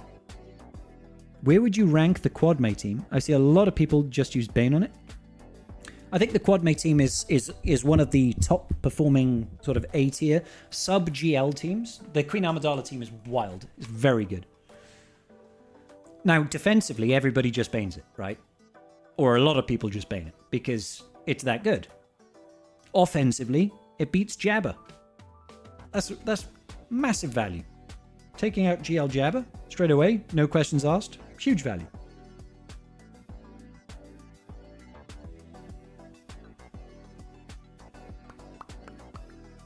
In what order R8? In what order R8 in the Ahsoka team? Do you mean GL Ahsoka? The first priority, in my opinion, has to be Ezra Bridger Exile. He's the clutch person in that team. And then probably Padawan Sabine Wren. Then maybe Hu Yang, then maybe GL. Well, I mean, GL Ahsoka. Obviously, GL Ahsoka is high priority, right? She's the lead. She's the galactic legend. Having high levels of relic investment on her is clutch, but after her, probably Ezra, Sabine, and then it doesn't matter. Favorite territory war Omi? That's tough. That's very tough. I don't know. A lot of them are fun. like Great Mother's leadership, very, very good. You know, Fulcrum's a lot of fun, but only really in conjunction with Jedi Knight Cal's one, not Jedi Knight, OG Cal's one, right? Mara Jade's one, very good. It's I don't know, it's really hard to tell. Really hard to tell. Padawan Sabine Wren's one, phenomenal.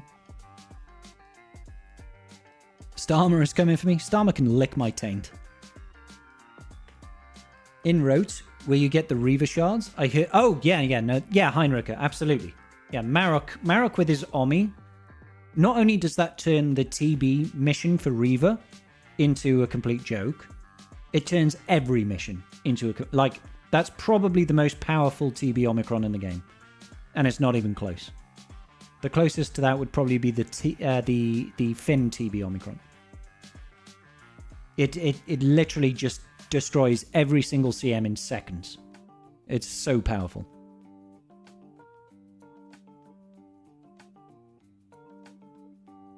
An easy way to beat Leviathan in Grand Arena. Mine is on defense, even your Executor. The easy way to beat Leviathan in Grand Arena is to mirror match. That's a guaranteed victory. That is your easy way. You know, the harder ways to do it is like Profundity.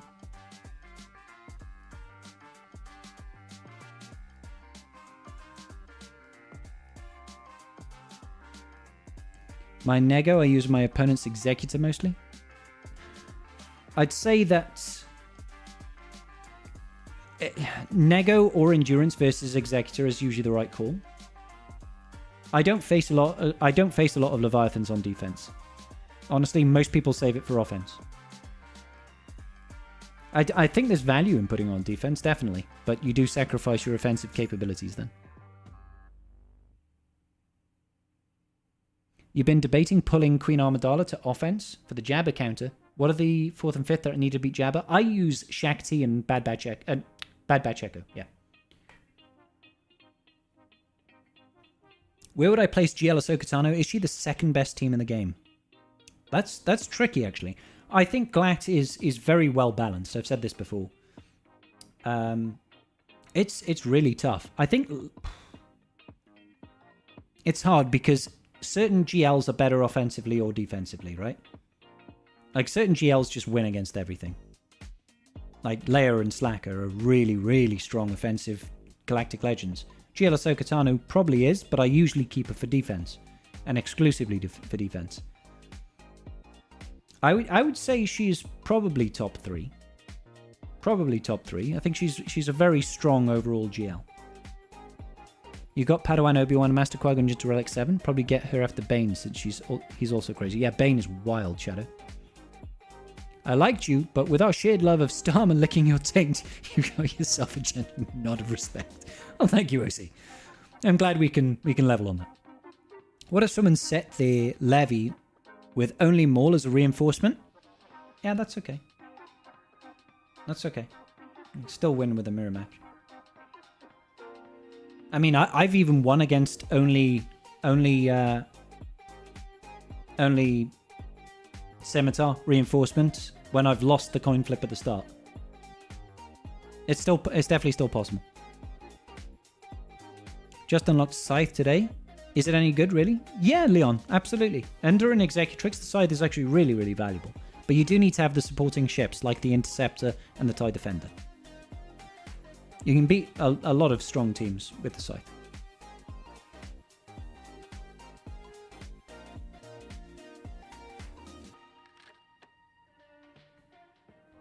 Only fans?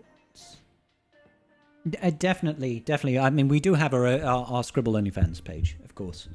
I mean, nobody's subscribed to it, except for Mrs. Scribble. And she gets it for free, so... You know, I'm like one of those Twitter ladies that always posts and says, yeah, but what about my free OnlyFans? I say that all the time, but only to Mr. Scribble. What about my free OnlyFans? All my content there is free. It's just going to be me posing tastefully with a banana. Or a bottle of Woodford. staring off into the distance with a half idiotic look on my face. That's my OnlyFans, guys. Yep. Oh, behave. The bald head can pull numbers on OnlyFans for sure. I'm pretty confident about the success rates that I'll have. You know, I feel good about it. I feel good. You know what's really weird?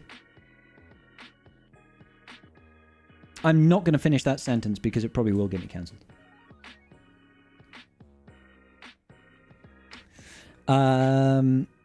Good for making sure you can beat the teams, eventually get the data discs, and you need as much. Yep. Naked gack. Gack with your snack. Gack with the sack out. It's time to gack out with our sacks out. Let's go, motherfuckers. And you'd never know because you only see this part, right? Before I get up, I'll just have to make a mock movement like I'm pulling my junk up.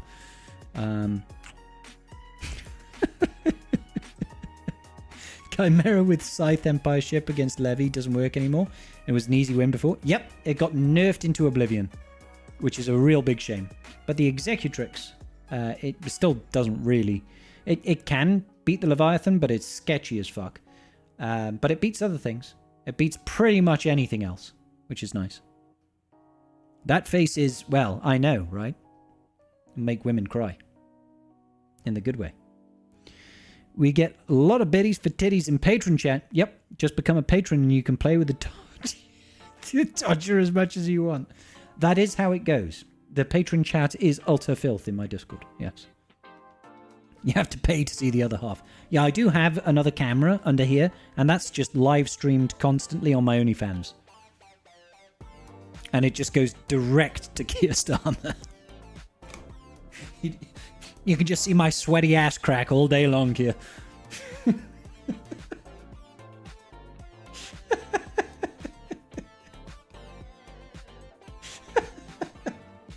Oh, I'm such a child. Oh, dear me. Never mind.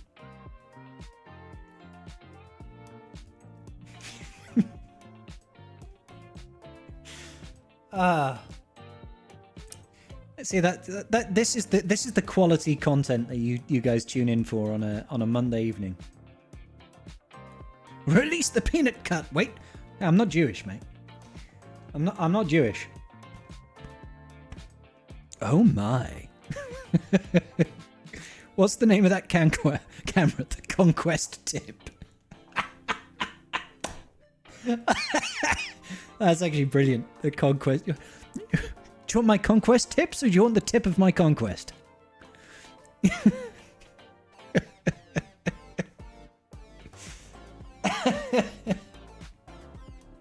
Fuck Swigger content. This is the shit we sign up for.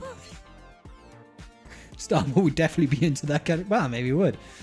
I mean, we did have a PM that liked to fuck pigs. So, you know, we're just going through the various kinks and fetishes right now, I guess. As long as it doesn't have any sector cheese. I think they pay extra. The cheesier the better, the more flavour. You know what I mean? You know, blue cheese would be different. Then maybe we're getting into the realms of go see a doctor. What's your opinion on Andrew Tate being exonerated of all charges? I had no idea he had been exonerated of all charges. How interesting. The thing is I can't really give an opinion of the guy, right? I can't say I particularly like him. Not that he gives a shit, you know, why would he? But it's hard for me to say, yeah, or hey, because I don't know. I don't know the facts of the case. I don't care. Just like he wouldn't care an inch about my life. Do you know what I'm saying? Like, the guy says some stupid shit. Alright? He says some stupid shit, in my opinion, and I think that overall, some of the things that he says to men is probably very harmful. The expectations that he sets for young people to think this is what a man should be, I think is corrosive. But I don't want anybody to think that I'm some sort of pussy. Because I'm not. I just think that being a misogynist is not fucking cool. You know what I mean? I think there's more to being a man than just fucking objectifying women. So, whatever. I just don't care about the guy. I care about something that I feel can help me. And I think he offers the wrong kind of help. If he helps some people find confidence and success in life, then that's great.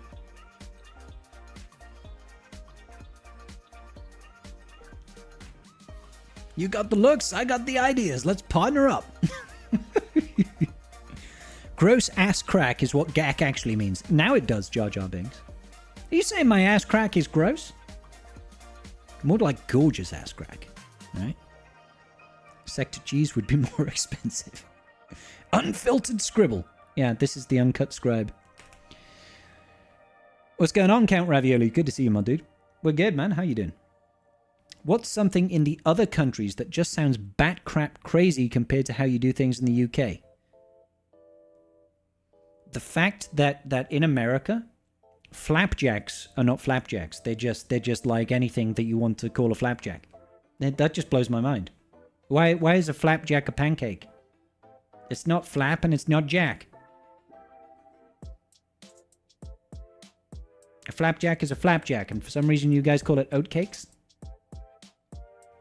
It's flapjack, dude. Like, it's a flapjack. They do flap, though. They do flap, though. So does a bird. Do you call a bird a flapjack? So does a flag. Do you call a flag? Knowing America, they probably fucking do.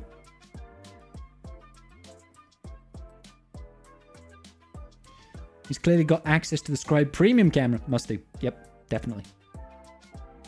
The side of the road where people drive, it's fucking wild. I only know Flapjack, the wrestling move. It's a fucking wrestling move as well. Well. Used girls' underwear's vending machines in Japan. Is that an actual thing? I thought it was just a meme. Do they actually have used underwear vending machines in Japan? That's just kind of gross, dude.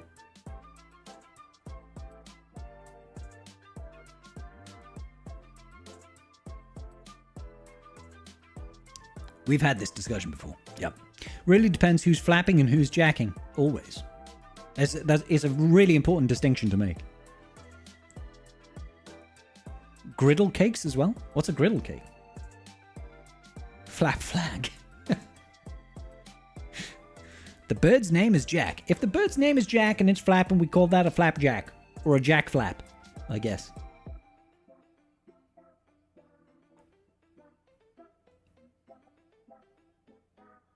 Shouldn't really say name and flap afterwards because now I'm only thinking of other things. Americans saying learn English to a British guy? That's funny. I mean, I'm pretty sure there's loads of British people that just don't have a strong grasp of the English language. But it is our language. Japan is the most perverted nation on earth.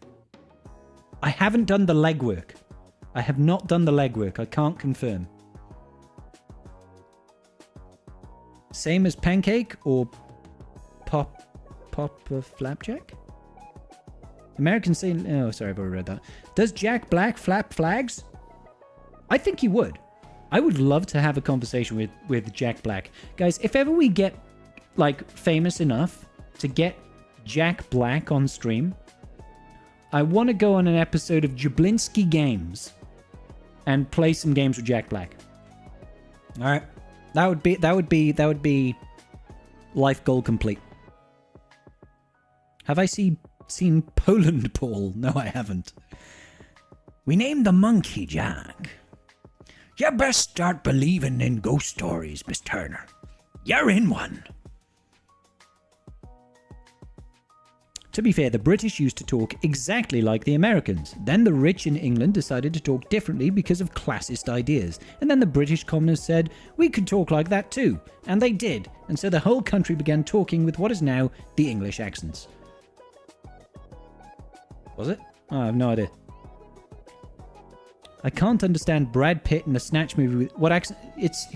He's supposed to be a pikey, which is technically, that's a racist term now. He's a traveller.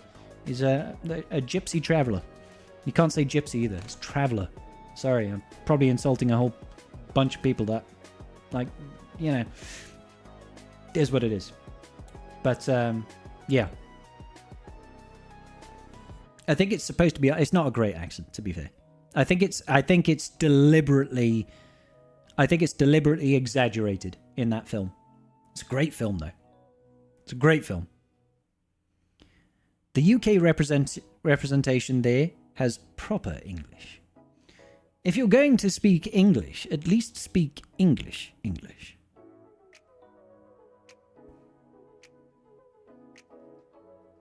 Fuck me, come to London. Some of the creatures... some of these creatures have no idea of the English language. That might be fair. Flapjack Black. Yep. I understand Irish and Scottish. Hot Fuzz is a great documentary on travellers. Before you know it, Frank, we'll be knee-deep in thieving kids, dog muck, and crusty jugglers. Crusty jugglers. Great film. I love Hot Fuzz. Jack Mayhoff. Shechen and a can of Coke. Yeah, I can't really do a Liverpudlian accent. That's beyond my scope of talents, of which there are at least one. The Greater Good. Lock, Stock, and Two Smoking Barrels and Snatch are the best crime movies, next to Heat and Ronin. Shift down. You've got great taste, bro. You got great taste. Lock, Stock, Two Smoking Barrels, Snatch, great films. Heat, I don't even care. Like, fucking Heat is fucking hilarious. It's so funny, man. You know my issue. You know my issue with like woke culture and representation for the sake of representation is that a lot of the times the shit they push is just shit, right? When if you just make a really good film that's funny as fuck, like The Heat, and it just so happens to have female leads, and they carry the show, it's actually just good content, right? It's just a good film. It's good. It's funny. It has a plot. You empathize with the character. They make you laugh. It's funny. But when you have something like the all-female cast of Ghostbusters, and it's just like the one redeeming part of that entire film is the fact that they've got Chris Hemsworth playing a dipshit, there's obviously something wrong with the film. Do you know what I mean? Oh, you're saying Heat with a different film. Sorry, okay.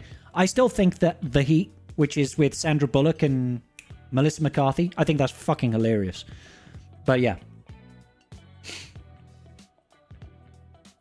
A Fish Called Wanda is a great British film. It is, yeah.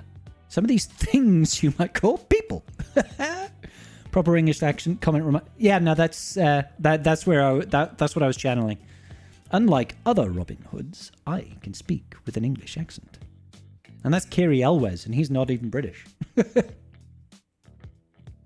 Gentleman series on Netflix was solid.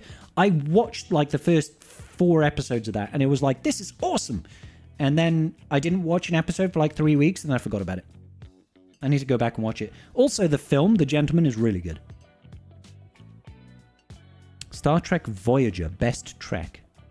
I'm not really a Trekkie, so I don't really know. Art can never be forced, it ruins the whole thing. Cancel Scribe! Sarah Connor? Ellen Ripley? Well, exactly. Exactly. Like, Alien. You look at that. Did anybody then, like... I mean, they probably did back in the day. They were like, what? We're having a space survival horror with an action hero that's a woman? Back then, they probably thought that. But she fucking slayed, dude. She absolutely fucking slayed. And yeah, absolutely. Sarah Connor in Terminator. Fucking destroyed it. Brilliant characters. When you actually make compelling stories with good writing and good representation on screen, it works. When you force it, and it's very clear that it's just agenda driven. It's shit. It's like, it's just fucking cringe TV. Like, just make something good for once. Men in Tights, so many layers of comedy. Ah, Men in Tights is fucking brilliant, mate. Da il Vaticano was the line in was that line in A Fish Called Wanda. How about the Orville? I think I might have watched 2 episodes of the Orville. That's the Seth MacFarlane, like, Star Trek spin-off rip-off thing, right? Another great show with great female lead, The Good Place, with Kristen Bell. I've not watched that. I've heard things about it. It's got Ted Danson in, hasn't it? I like Ted Danson. I binged a TV series with Ted Danson with the missus recently, and that was like a whodunit, like who stole this woman's necklace from an old people's home, and he has to infiltrate an old people's home. That was actually quite funny.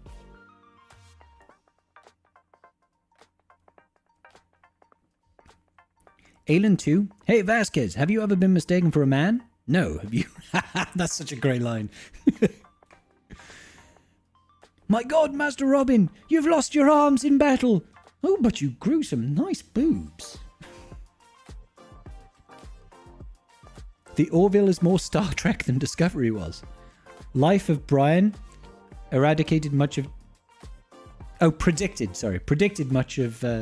today's events. Did they? You're all individuals. I'm not. You can all think for yourselves. Yes, we can think for ourselves. How should we piss off, Master? Judith in Life of Brian was from my hometown. I knew her. I went to school with her son. And I think, she might not be anymore, but she was the mayor of my hometown for quite some time as well.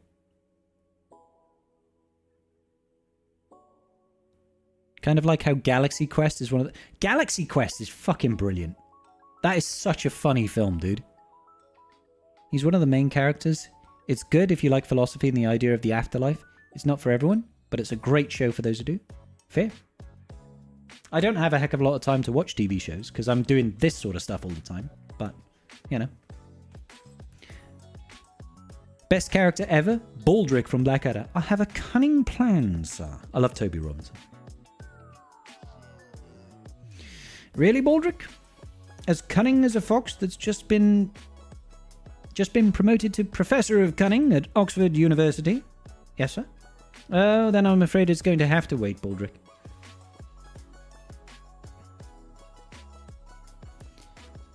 The best part of those great female characters is that they don't rely on being a woman to be the defining... Well, exactly. That it's not being a woman isn't the whole point, right? They're great characters who happen to be women. But when a woman is written to be a female above all parts of who they are, it's usually terribly written. Yeah, pretty much. I mean, like, if you look at films like Barbie, you know, is it Greta Gerwig that directed and did that? Like, produced it. It's very over the top. It's like, obviously it's I mean, it's all about Barbie. But like the main driving plot element is that Barbie wants to be her own person and her own personality, right? But also the counterpoint is Ken is the embodiment of the perfect male man and he's a dickhead. He's just a jackass. And that's what men are. And women are aloof and funny and beautiful. And men are just pigs and are stupid and think that horses are what a man should be. It's like, that's the plot line. There were elements of that film that were enjoyable and funny and stuff, but there's so much of it that's really on the nose that, like, men are just shit. And it's like, come on, man. Like, what the fuck?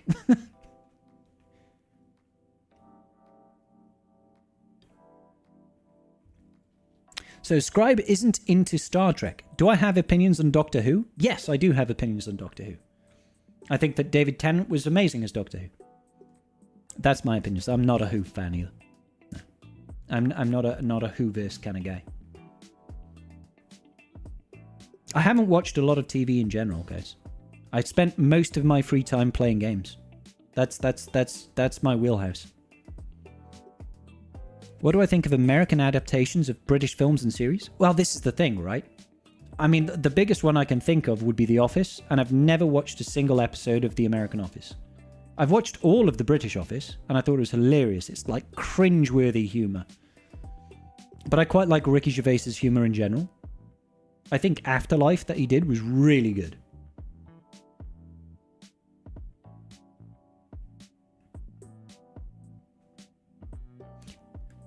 I think the sequels did it unintentionally by having everyone fall over. I'm not sure I agree with that.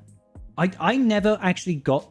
Like, to me, personally, it never felt... I never felt like wokeism was in the sequels. I know we can argue it's like, oh, it's a female lead, sure, and it's got another black lead, co-lead in Finn. You know? We can argue those points. But it never felt like Rey was powerful because she's a woman. I never got that impact, you know? She was an attractive woman. Yes, I always figured she was overpowered. Only based on the amount of training she received. I thought that was kind of off-kilter. But I never felt like that was like agenda-driven to me. That might just be me, though. Maybe I just completely missed that. The best sci-fi series is Stargate SG-1. I'll tell you what, Franken. I loved the film when that came out. When that film first came out, that was all the way up there with, like, Fifth Element for me.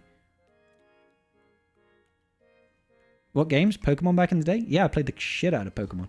Final Fantasy games, Metal Gear Solid games. What else did I play a hell of a lot of? Loads.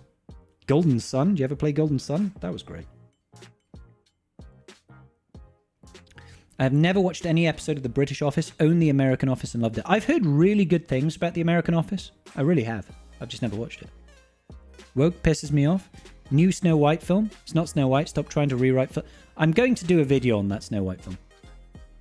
I'm going to do a video on that. Because that is a prime example of wokeism. If you're looking for a bad example of American adaptation, then look at they've got an In-Betweeners. That's such British humor, though. Who do I feel should be the next James Bond? I think they should go with someone completely unknown, personally.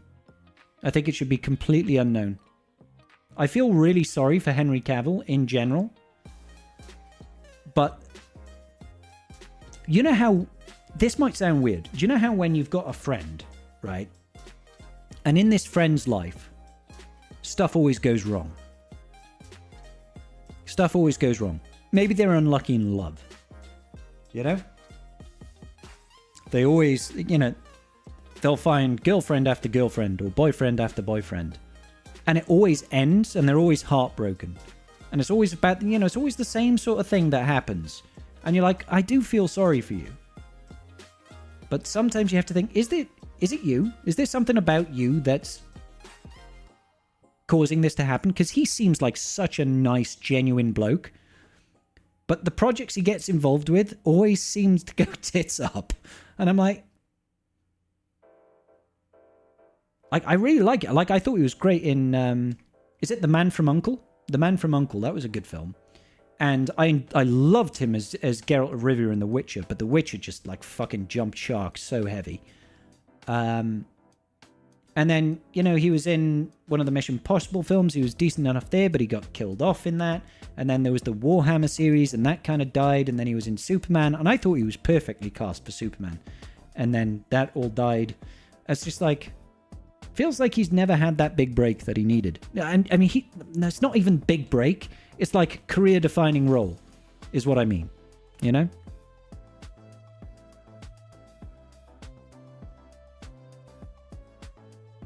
George Lucas addressed criticism of him sexualizing Leia, and he responded splendidly by saying, basically, that Leia was the leader of the rebels and fought personally on the front lines. It was in the 70s and the 80s. It was a different culture then.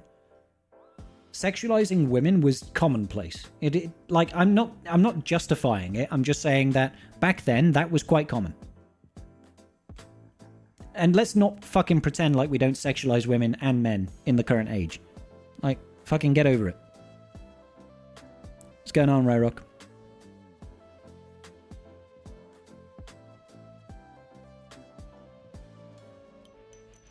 Kill Bill is a great, strong female lead. Agreed.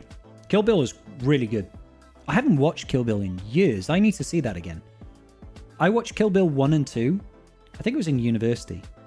And I watched them back to back, and I was like, that's damn good. When I was a kid, like, martial arts and kung fu films were everything I used to watch. When, like, from, like, ages 11 to 17. That's all I used to watch, was, like, old Jet Li and Jackie Chan films. I'd just get, like, box sets, because Jackie Chan has got, like, a list of credits longer than my arm of films that he just used to churn out film after film after film after film, and they'd be, like, really badly dubbed films. But I used to love that sort of film. And Kill Bill is just kind of like a Western take on typical Eastern martial arts films, right?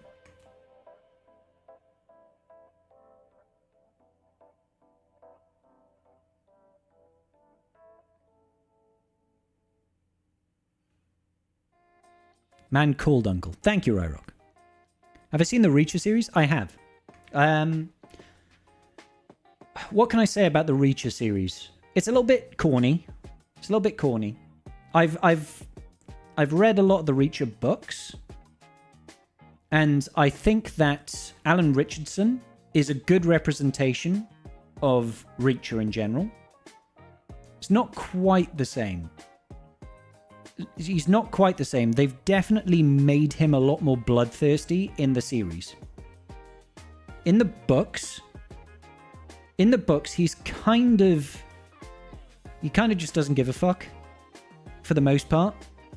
Like, there's this one enduring part of the first season of Reacher that stuck out with me, because I'd not long read the book that the first season was based on. And it's when he finds out that people had murdered his brother, right? Hashtag spoilers. And in the TV series, Reacher says something like, I'm going to kill a whole lot of people, or something like that. He makes this offhand comment about, I'm just going to kill a load of people.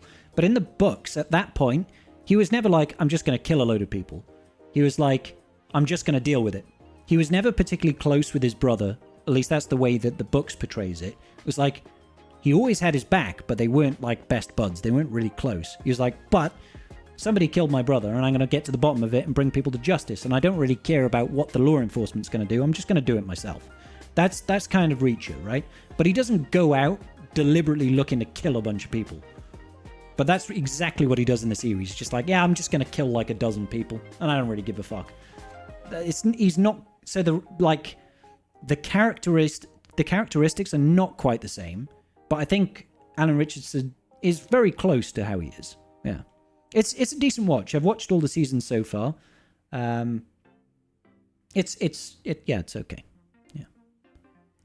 Henry Cavill is just kind of perfect no matter what he does. He is kind of like the epitome of the alpha male, isn't he? Superhero looks, plus he always gives his all. Yeah. Is Reach really that good? It's okay in my books. It's not fantastic, but I quite like that sort of show. In general, I quite like procedural whodunits, crime thrillers. Like, that's quite interesting to me. I enjoy that kind of thing. And Alan Richardson is just basically a fucking walking tank. He's fucking huge. So it's just kind of fun to watch a big guy beat the shit out of people.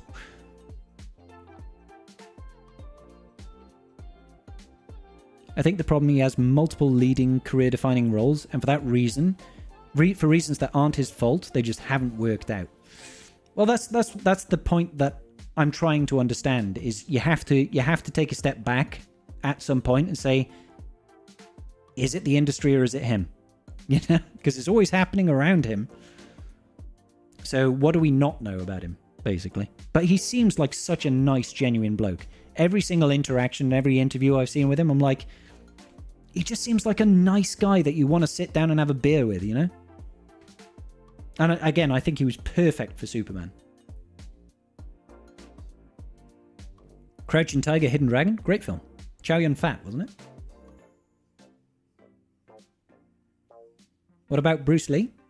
Yeah, I used to watch a lot of Bruce Lee films. It's just there aren't, like, because of his tragically short life, there aren't as he doesn't have the same library of films as someone like Jackie Chan or Jet Li. Like, they used to just churn out films, multiple films every single year, because that's what the culture is like in the East. And Bruce Lee moved over to the West relatively young in his career. So whilst he does have some banging films, he doesn't have like 40 films. He's got like 8.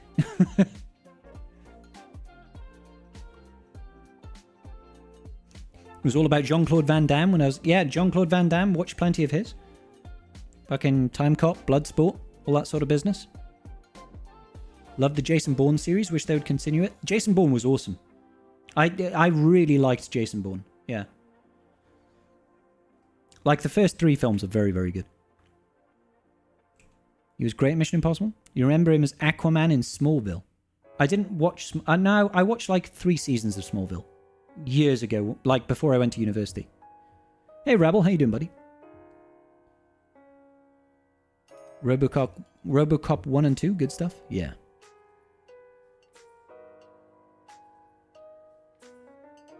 Oh, Alan Richardson was Aquaman as well. Was he really? And he was he Hawkman in Titans?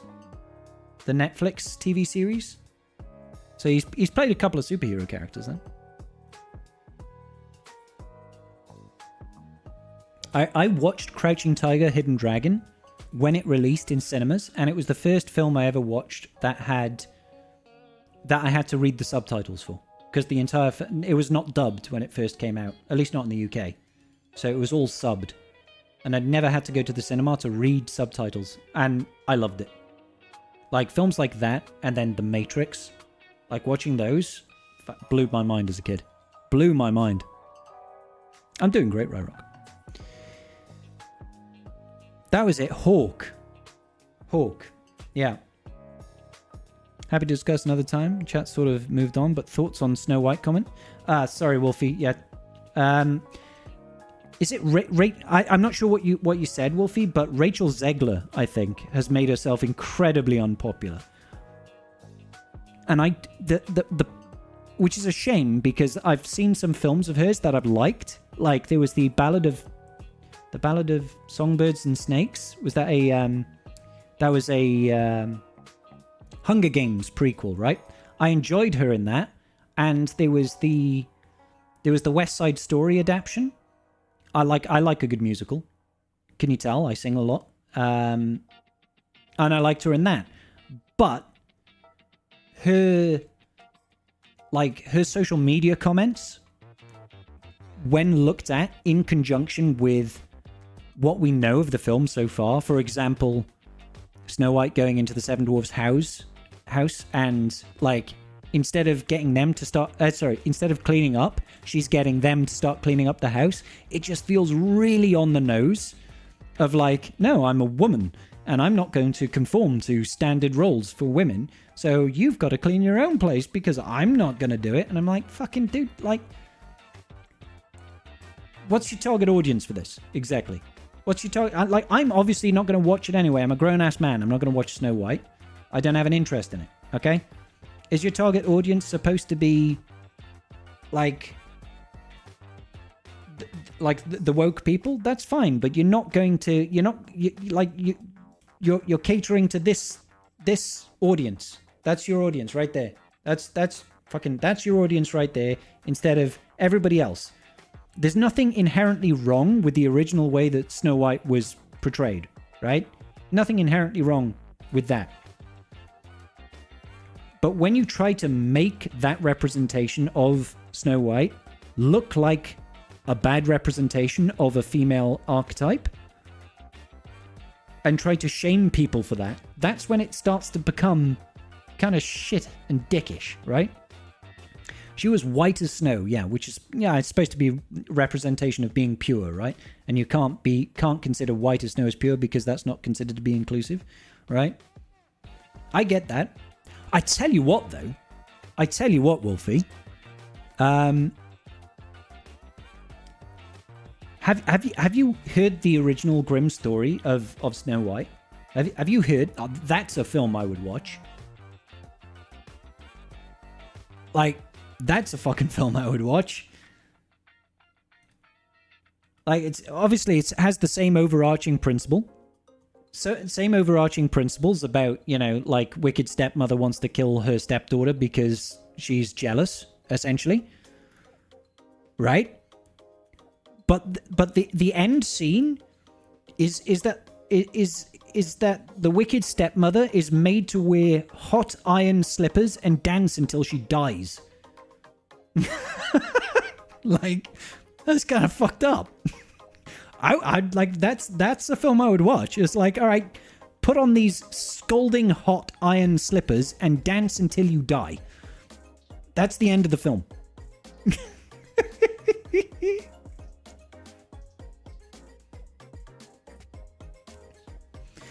Oh my god, I love it. The original Little Mermaid story is also pretty gruesome. I haven't looked into that one, Rule of Two. Is that also a Grimm's Tale?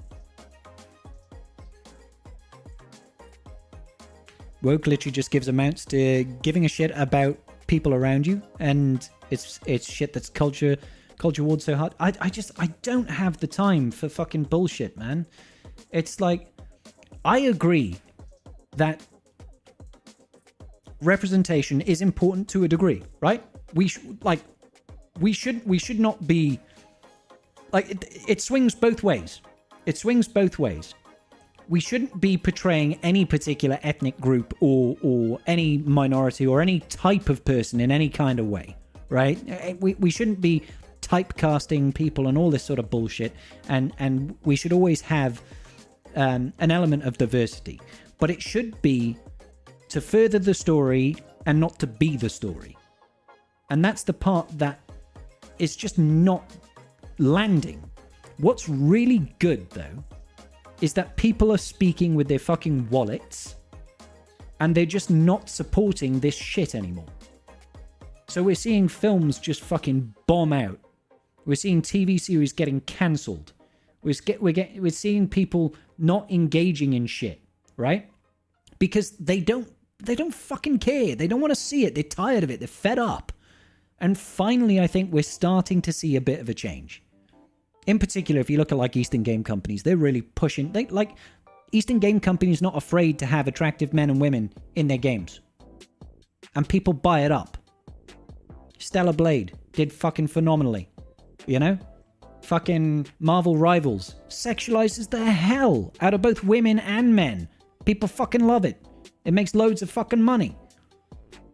The more we but then conversely, you look at Western games and they're just falling on their ass. They're completely falling on their ass because they're too focused on trying to push an agenda instead of trying to make a good fucking game. Do you know what I mean?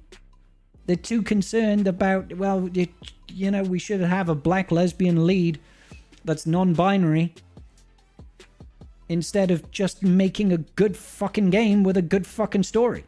That's the problem. Damn. Sweeney Todd was a masterpiece.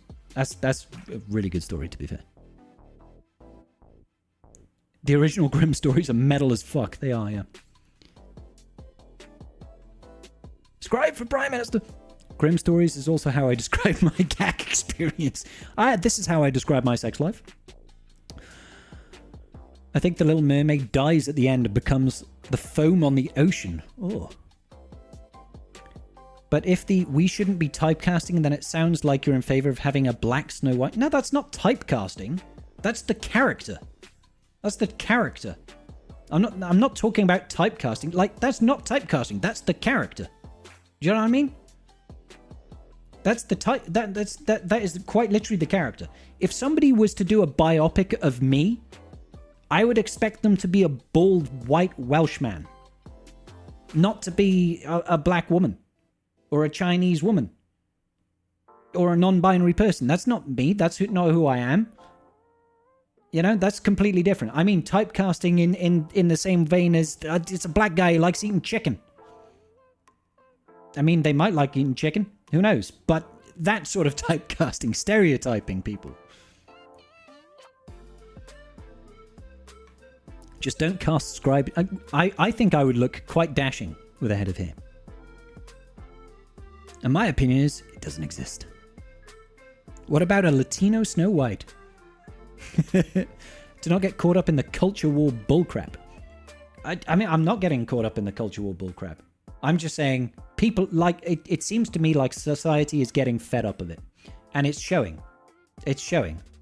It's showing in the, like, the proof is in the pudding. You know? Can we get a Heinze to play you? Yes, absolutely. Absolutely, Heinze could play. He's lost loads of weight. Was it Wolfie? Was it you that showed me a photo of Heinze recently? And he's just like trimmed the fuck down.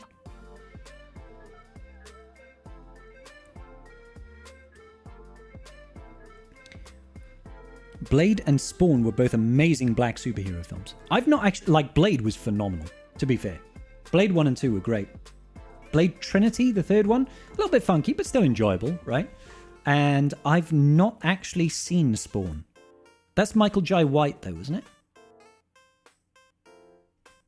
Don't forget the watermelon and no swimming, too. Exactly. Good night, OC.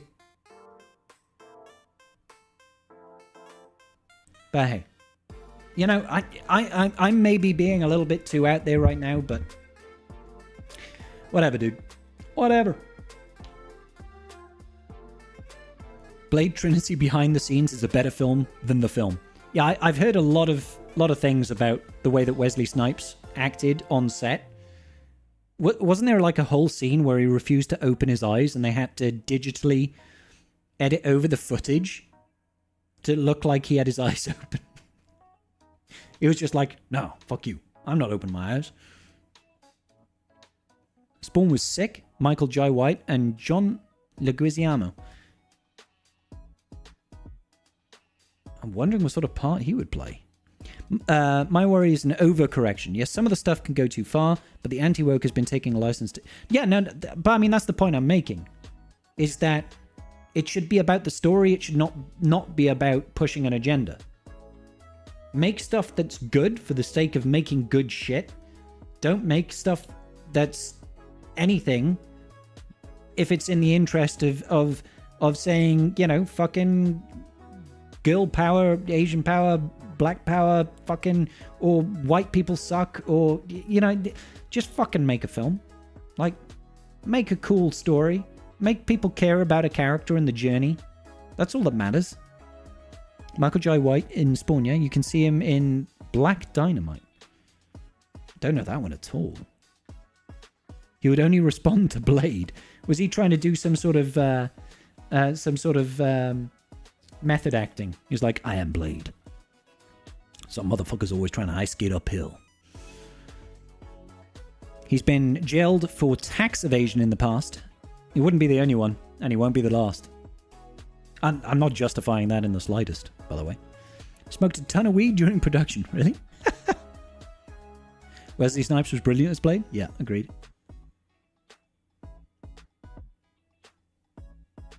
Sounds like you want quality movies and games, and if there's any agenda, who cares? It's the game.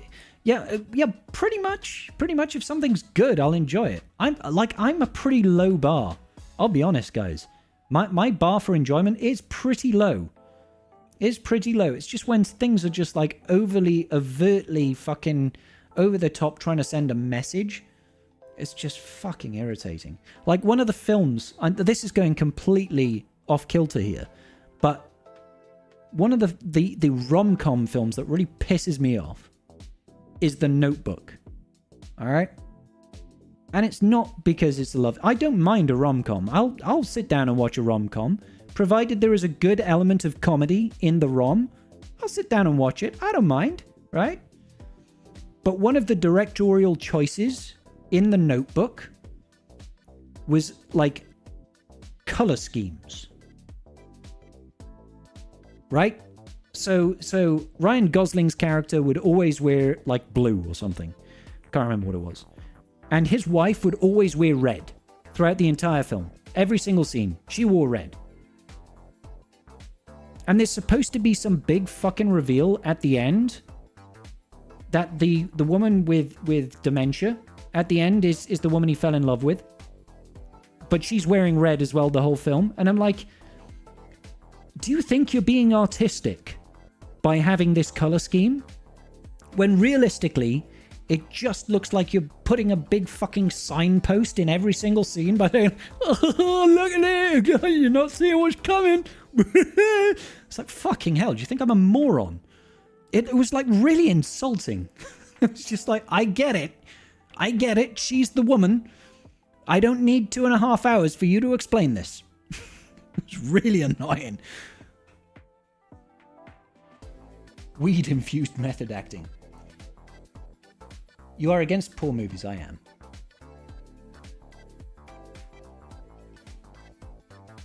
Yes, I agree, Wolfie. Yeah. You realize pushing an anti-woke agenda is still a fucking agenda.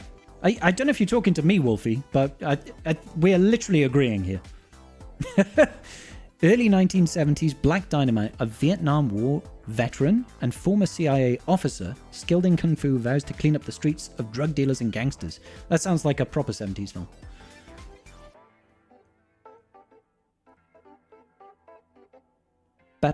Or is Wolfie talking with Essex? I'm not even sure.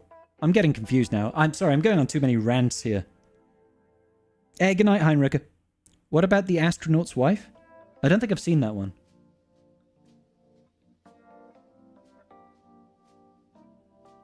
I know you said artistic, but it sounds like you said autistic.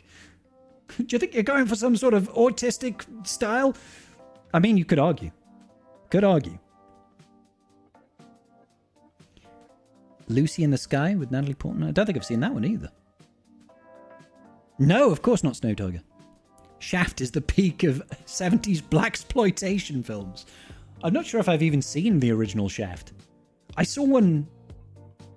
Did they release a film like 5-6 years ago of Shaft? And it was like 3 generations of Shaft men. Shaft men is probably not 2 words that I should put together in any sort of circumstance. But it was like young Shaft, Samuel Jackson Shaft, and Grandpa Shaft.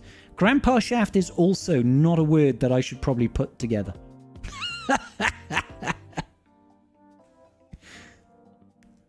Forgetting Sarah Marshall? Ah, that's a brilliant film, Thrawny. Also, I Love You Man is fucking brilliant. And I suppose you could argue that's not a rom-com, but that's just fucking great. You told autistic style is only half. Is like, what?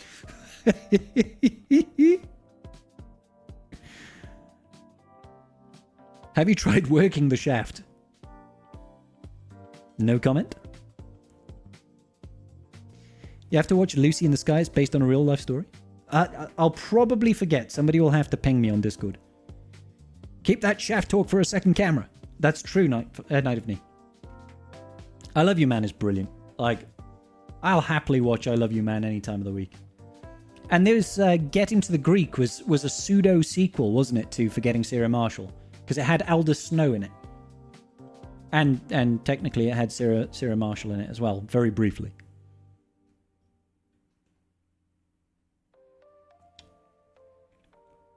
Sending messages and certain ideas in films and artwork has been done since the inception of cinema, but it was done artistic.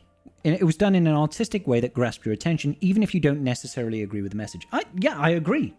And that's what annoyed me about The Notebook, is that it wasn't artistic in the slightest. It was just like... It was like it was somebody that was a wannabe director. If you know what I'm saying. It's like, I want to look like I'm really artistic, so I'm gonna have this really subtle undertone of let's make these really, standout colors be representations of particular characters in this plot line that we jump in timelines back and forth for. And it was about as subtle as a fucking air raid.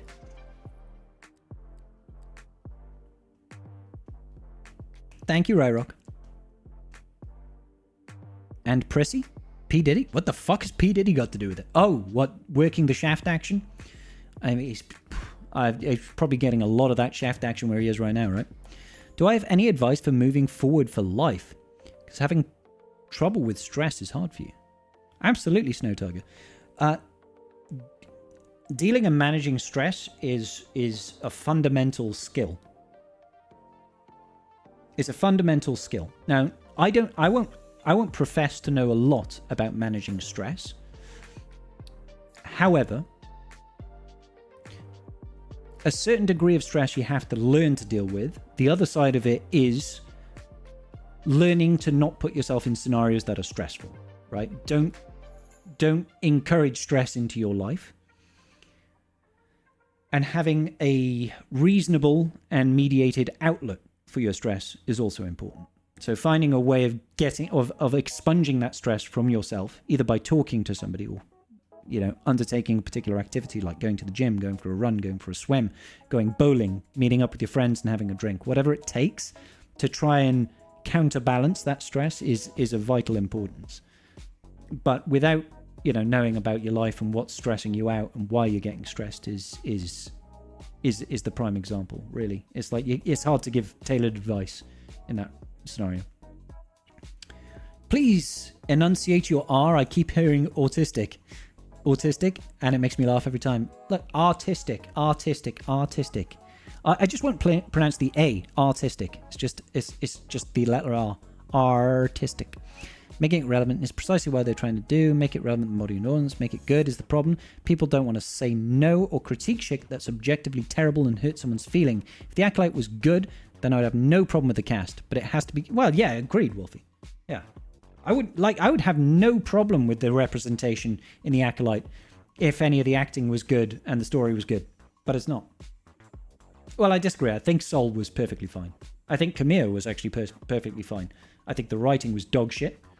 I think the woman who played May Anosha was wooden as a fucking board.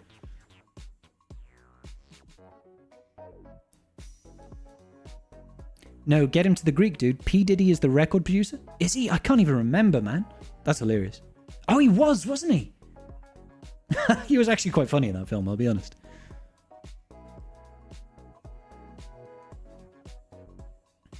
Ba-ba-dum-bum-bum-bum. Ba-ba-dum-bum-bum-bum.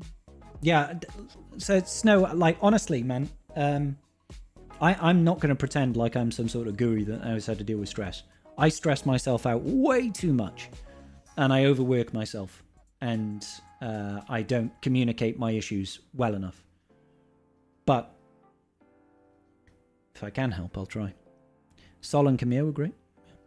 Thoughts on Jocasta Nu? Do you mean the character Black Hole, or do you mean the Swugger unit, or what? Yeah, exactly. I went bald because I got too stressed. That's not strictly true. However, there is an element of truth to that. Because as a child, I think it's called trichomania.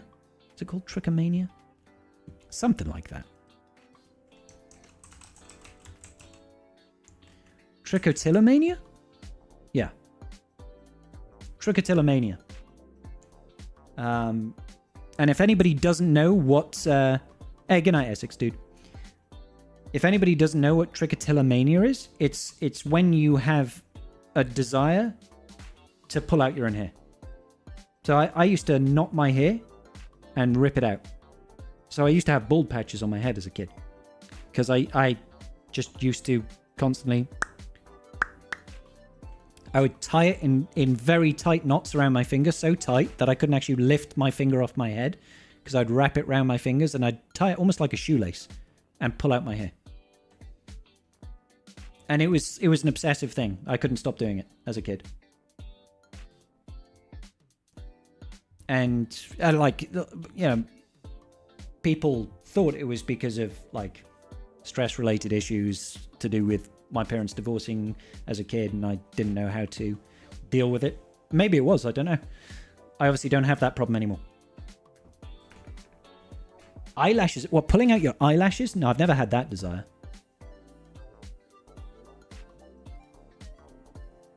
I've never had the desire to pull out my eyelashes. I still know what the sensation of that feels like. Of pulling out my hair. I know the exact feeling. It's almost like picking a scab.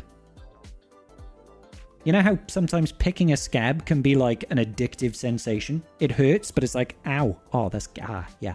It's kind of like that. You only pull out my grey eyebrow lashes. Around what age did I stop doing it? Would have been late teens. 17, 18, something like that.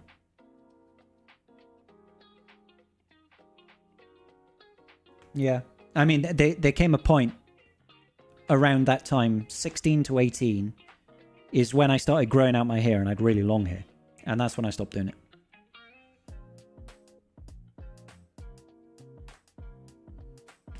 So yeah, I don't know if that Trichotilla mania was like driven by my parents divorcing, but the timelines kind of add up. My parents divorced when I was 5. So. Ba, ba, ba. But I'm one of those people that doesn't want to fucking cry and be like, I'm traumatized by the fact that my parents divorced. My parents should have divorced. They needed to divorce. They weren't violent or anything like that. They just weren't happy. They did the right thing by divorcing and both remarrying and now happily married to new partners with new kids. They did the right thing. So I don't want to be sitting here like a little bitch and pretend like my life is so hard because my parents divorced.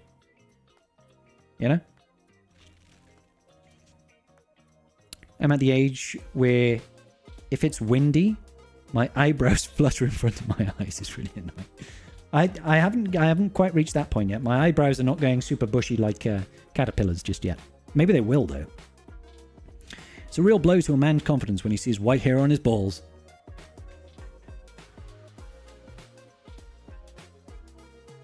Not yet, but certainly in my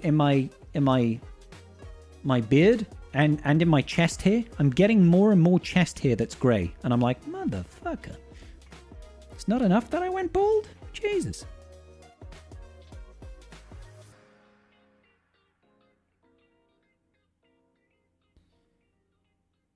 You're doing the most difficult part, talking about things. 100%, Nee. 100%.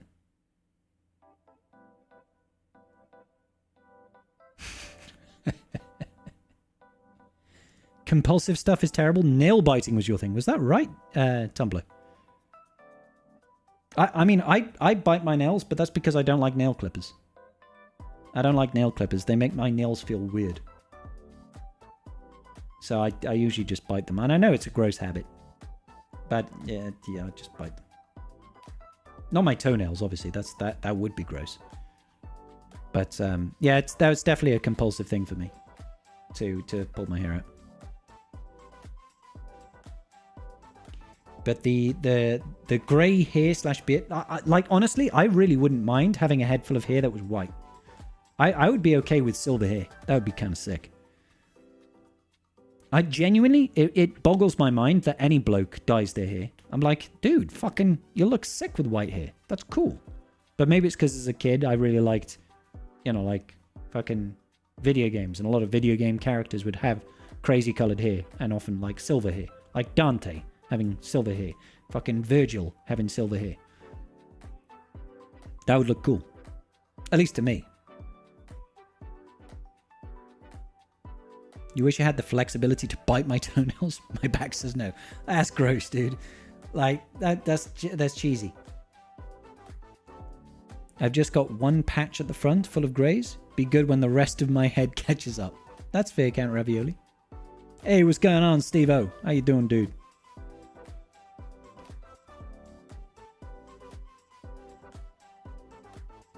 Hey, Stanimal.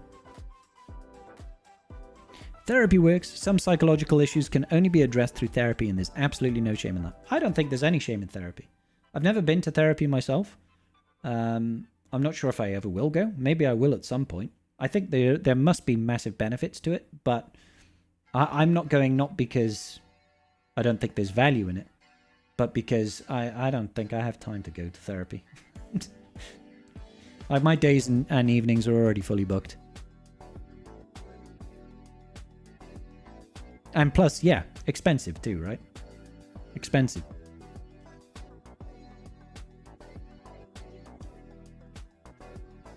I like how this stream is nearly 3 hours long, and the entire time We've had conversation flowing the entire time. And I've not changed my scene once. It's just been this. The whole time. You've just been looking at me or my stream room. That's great. I don't even know how many concurrents we've had. Probably about 50, maybe, on YouTube. Yeah, we're about 50. And on Twitch, we're about 36. I'm okay with that. I'm okay with that. That's decent. Obviously, it's not like a GAC match where we've got like 200 viewers on a Friday night. But I'm happy to have 50 people watching as we just chat shit.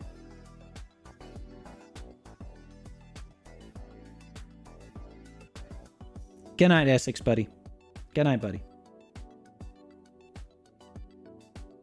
Love you too, Ryrock. I feel like I can talk to you about anything. Anybody can talk to me about anything. I would hope. I would hope. I like to feel like I'm at least relatively approachable. I know sometimes I can come off a little bit dickish, and I can definitely be a little bit... what can I... It's not like I'm confrontational. I don't feel like I'm confrontational. But I often feel like sometimes I push an argument for the sake of it. Not for arguing. I just play devil's advocate a lot. Like I'm contrite quite a lot.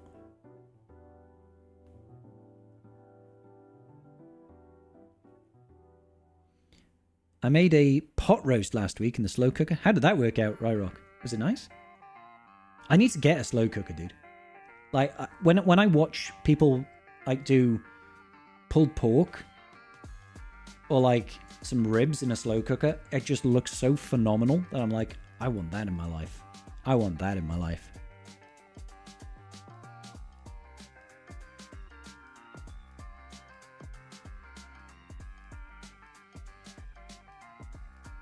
I popped in when Wolf mentioned woke. The woke hatred drives me nuts. Hang on, Tumblr. You hate woke or you hate woke hatred? I'm just fed up of both sides of it, man. I just want good content. That's all I want. I want good films. I want good TV shows. I want good games.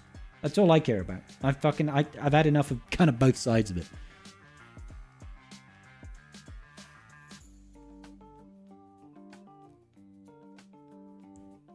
Going into the silver years and getting into judo, maybe try a little bit bigger as a cushion for the falls. That's fair, Night of Knee. I've tried going to a psychologist. Turns out they didn't tell me anything I already didn't know. Well, there you go. You're a very learned individual, Steve. Good night, Ravioli.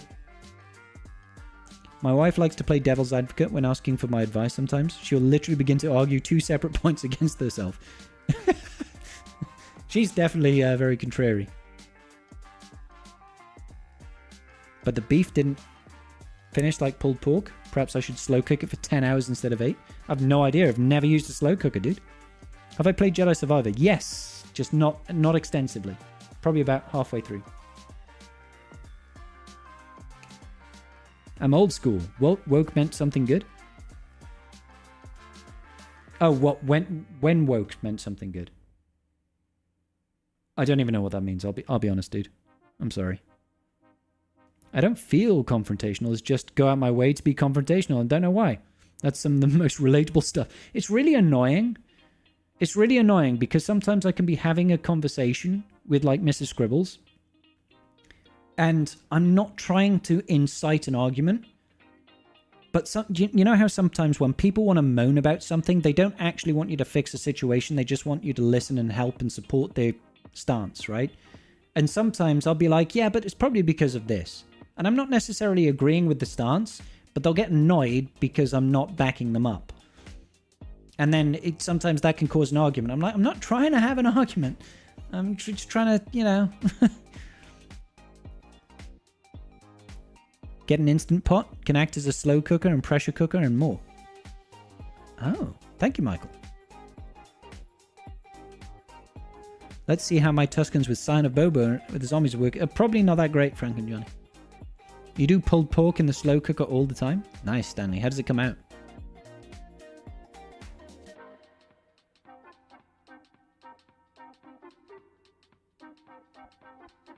The USA culture is a war upon itself? Fair. It means being aware of your surroundings and giving a shit about the people around you. Woke is objectively a good thing, but it's been corrupted by the right-wing culture warriors to get you to hate people trying to live their fucking lives. Right. I had no idea. Maybe that should be a Russell Cook question regarding pot roast? Maybe. Some people make it out like it's the beginning of the end. Oh, growing old. Yeah, I mean, I'm only 36. I've got plenty of life left. Apart from not recovering so fast from wear and tear, but the adaptation and growth comes from dealing with it. Good. Instant pots are solid. I used to use it to make bone broth all the time. I'll have to try one.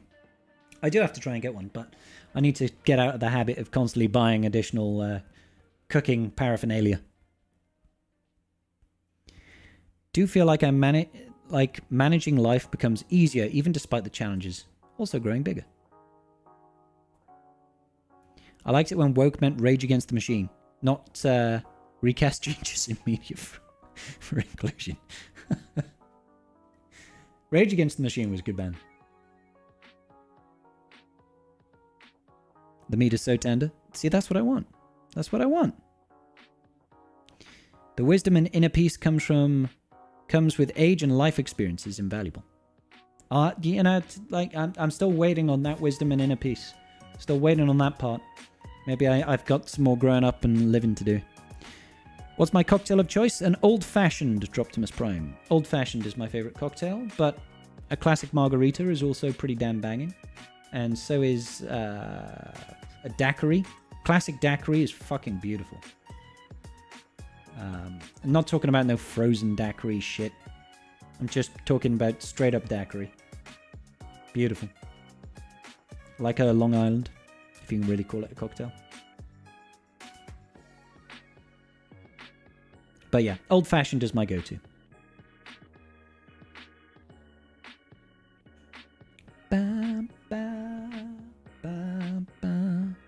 You should do a live stream where you do a psychology app and just sit down and don't say anything while you eat a peanut butter sandwich after you're done. Just walk out.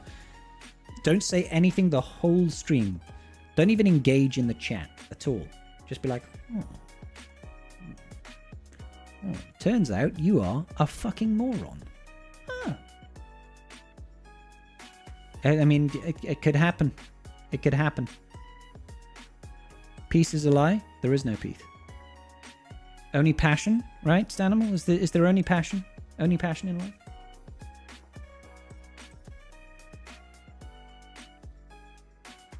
That would be an ASMR stream. Yeah, I would have to start doing stuff like...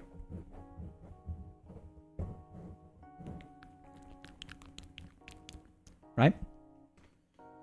Except I don't think that I would get, you know, a bunch of simps donating money. Would I have to start, like, writing people's subnames on my chest or something?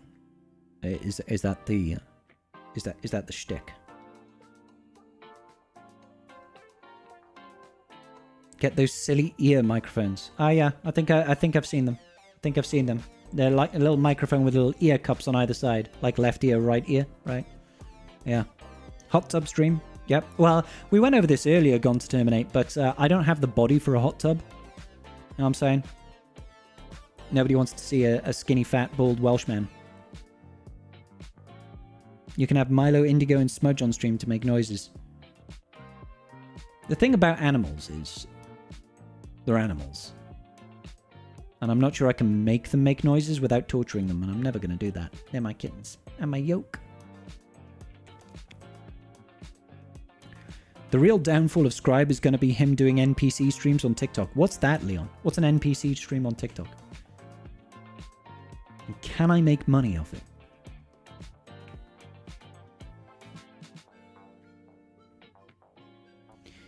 I think you could do well in a normal ASMR with your voice. I thought the whole point of the ASMR was to not talk though. No simps. But only because your feet are covered. My feet are not pretty. I'll be honest. They are not pretty at all. Mistress of Mac, thank you so much for the follow. Don't do that, Scribe! Just don't do it. Gotta sell the water from the hot tub. That's how I make my millions. Right? Anybody want to buy my bath water? It's only $250 a bottle. There's no talking. There's also whispering a lot. People like it when you whisper. When you're going to bed tonight, you're going to think of my voice. And you're going to get hard. Oh god, no, don't. That would be creepy. I think you'll do well with an in-real live stream. What would I even do? I'd feel like a right knobhead, I'll be honest. If I was walking through Cardiff with, like, a camera on a GoPro stick, just sort of having a chat, I'd just feel like a complete pillock. I'll be honest. Guys, don't get hard. Your Rome tour, that would have been fun. But I think they absolutely would have hated me. Especially, is it Stable Ronaldo who's out in Korea? Now, don't get me wrong. Stable Ronaldo was being an absolute cock-wombling thundercunt. Okay? He was being a knobhead and probably deserves everything he's getting, right? But I think that there's, like, an intolerance for twat-heads like me going around with a camera trying to do in real-life streams. I might be wrong.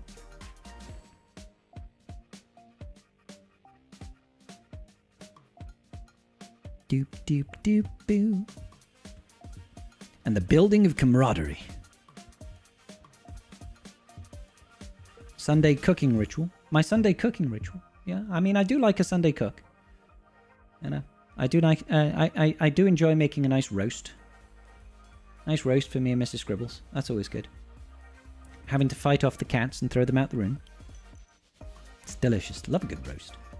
I need to learn how to make like a proper lamb roast. I've done lamb twice. But I've never nailed it.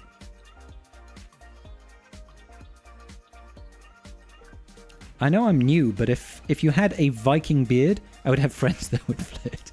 Well, thank you, Mistress and Mac. If only I could grow like a long Viking beard. And then I would need to get buff as well, of course. That'd be perfect then.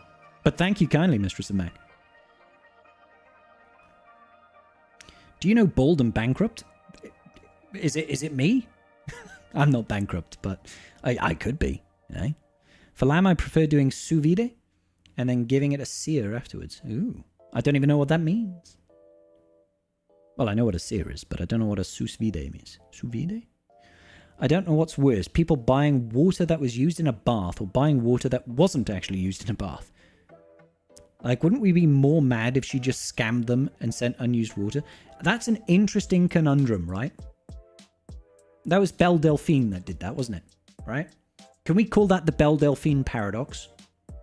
It's like, it's disgusting if you buy bathwater. But is it more disgusting if you buy bathwater that's fake? Tough, right? Tough. That's the paradox. Which one's worse? Both are bad.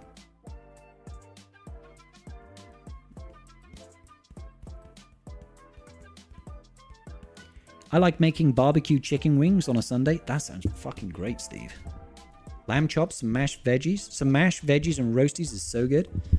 I make some banging roasties. I'll tell you that. My roasties are pretty top tier. I don't know, and you've seen Bandit in Constance Festivals 20 years. Wolfie might be making more cookies soon. I don't know. She's the pioneer of that shit. Hang on. She's the pioneer of that shit. Other people have been selling bathwater? Crazy. Bald and Bankrupt is a British YouTuber who travels the world and makes vlogs. See, that sounds on concept really quite enjoyable. It does, right? Being able to travel the world and see amazing sights and your whole life is just documenting it. That sounds really cool. It's like, hey, go out and live your life and make money off YouTube. That sounds great. Sous vide, you take a chunk of meat or whatever and vacuum seal it, then put it in a water bath with an immersion heater, which slow cooks it.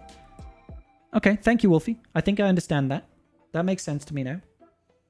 Is there any, like, I assume you put some sort of marinade inside the vacuum seal bag, otherwise there's just, like, no flavor, right? Maybe you and Shorka can do a hot tub stream. Keeps telling me not. I mean, we're a little bit far away from each other. Maybe we could do a collab hot tub stream, all right? Also, I don't know if you've noticed, but this room is carpeted. I'm not sure if I want to have a hot tub in here. You underestimated my pervertedness, says the internet. Oh my god. Why even admit that you'd buy it in the first place? My boyfriend knows all about it. I beg pardon? Belle Delphine is the only time I've had a lesbian wank. That's the only time I've strummed my banjo. Mm-hmm. To a woman.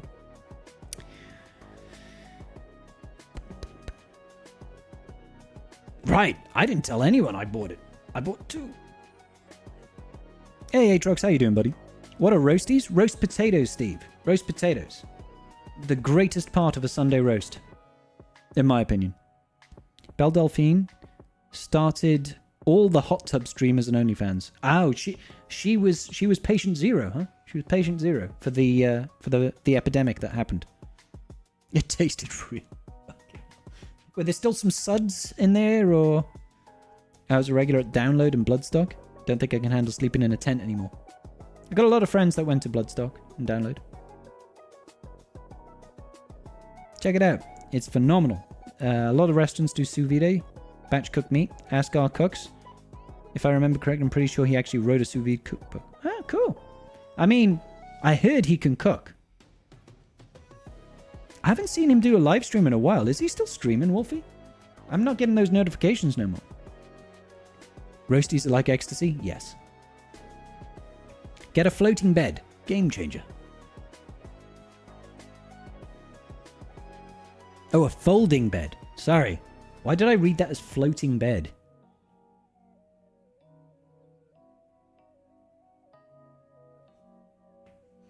He got a full-time job, so I had to take back from stream. Oh, I didn't realize. I thought I hadn't seen him go live. Has he been live at all, or has it just been, like, very infrequent, Wolfie?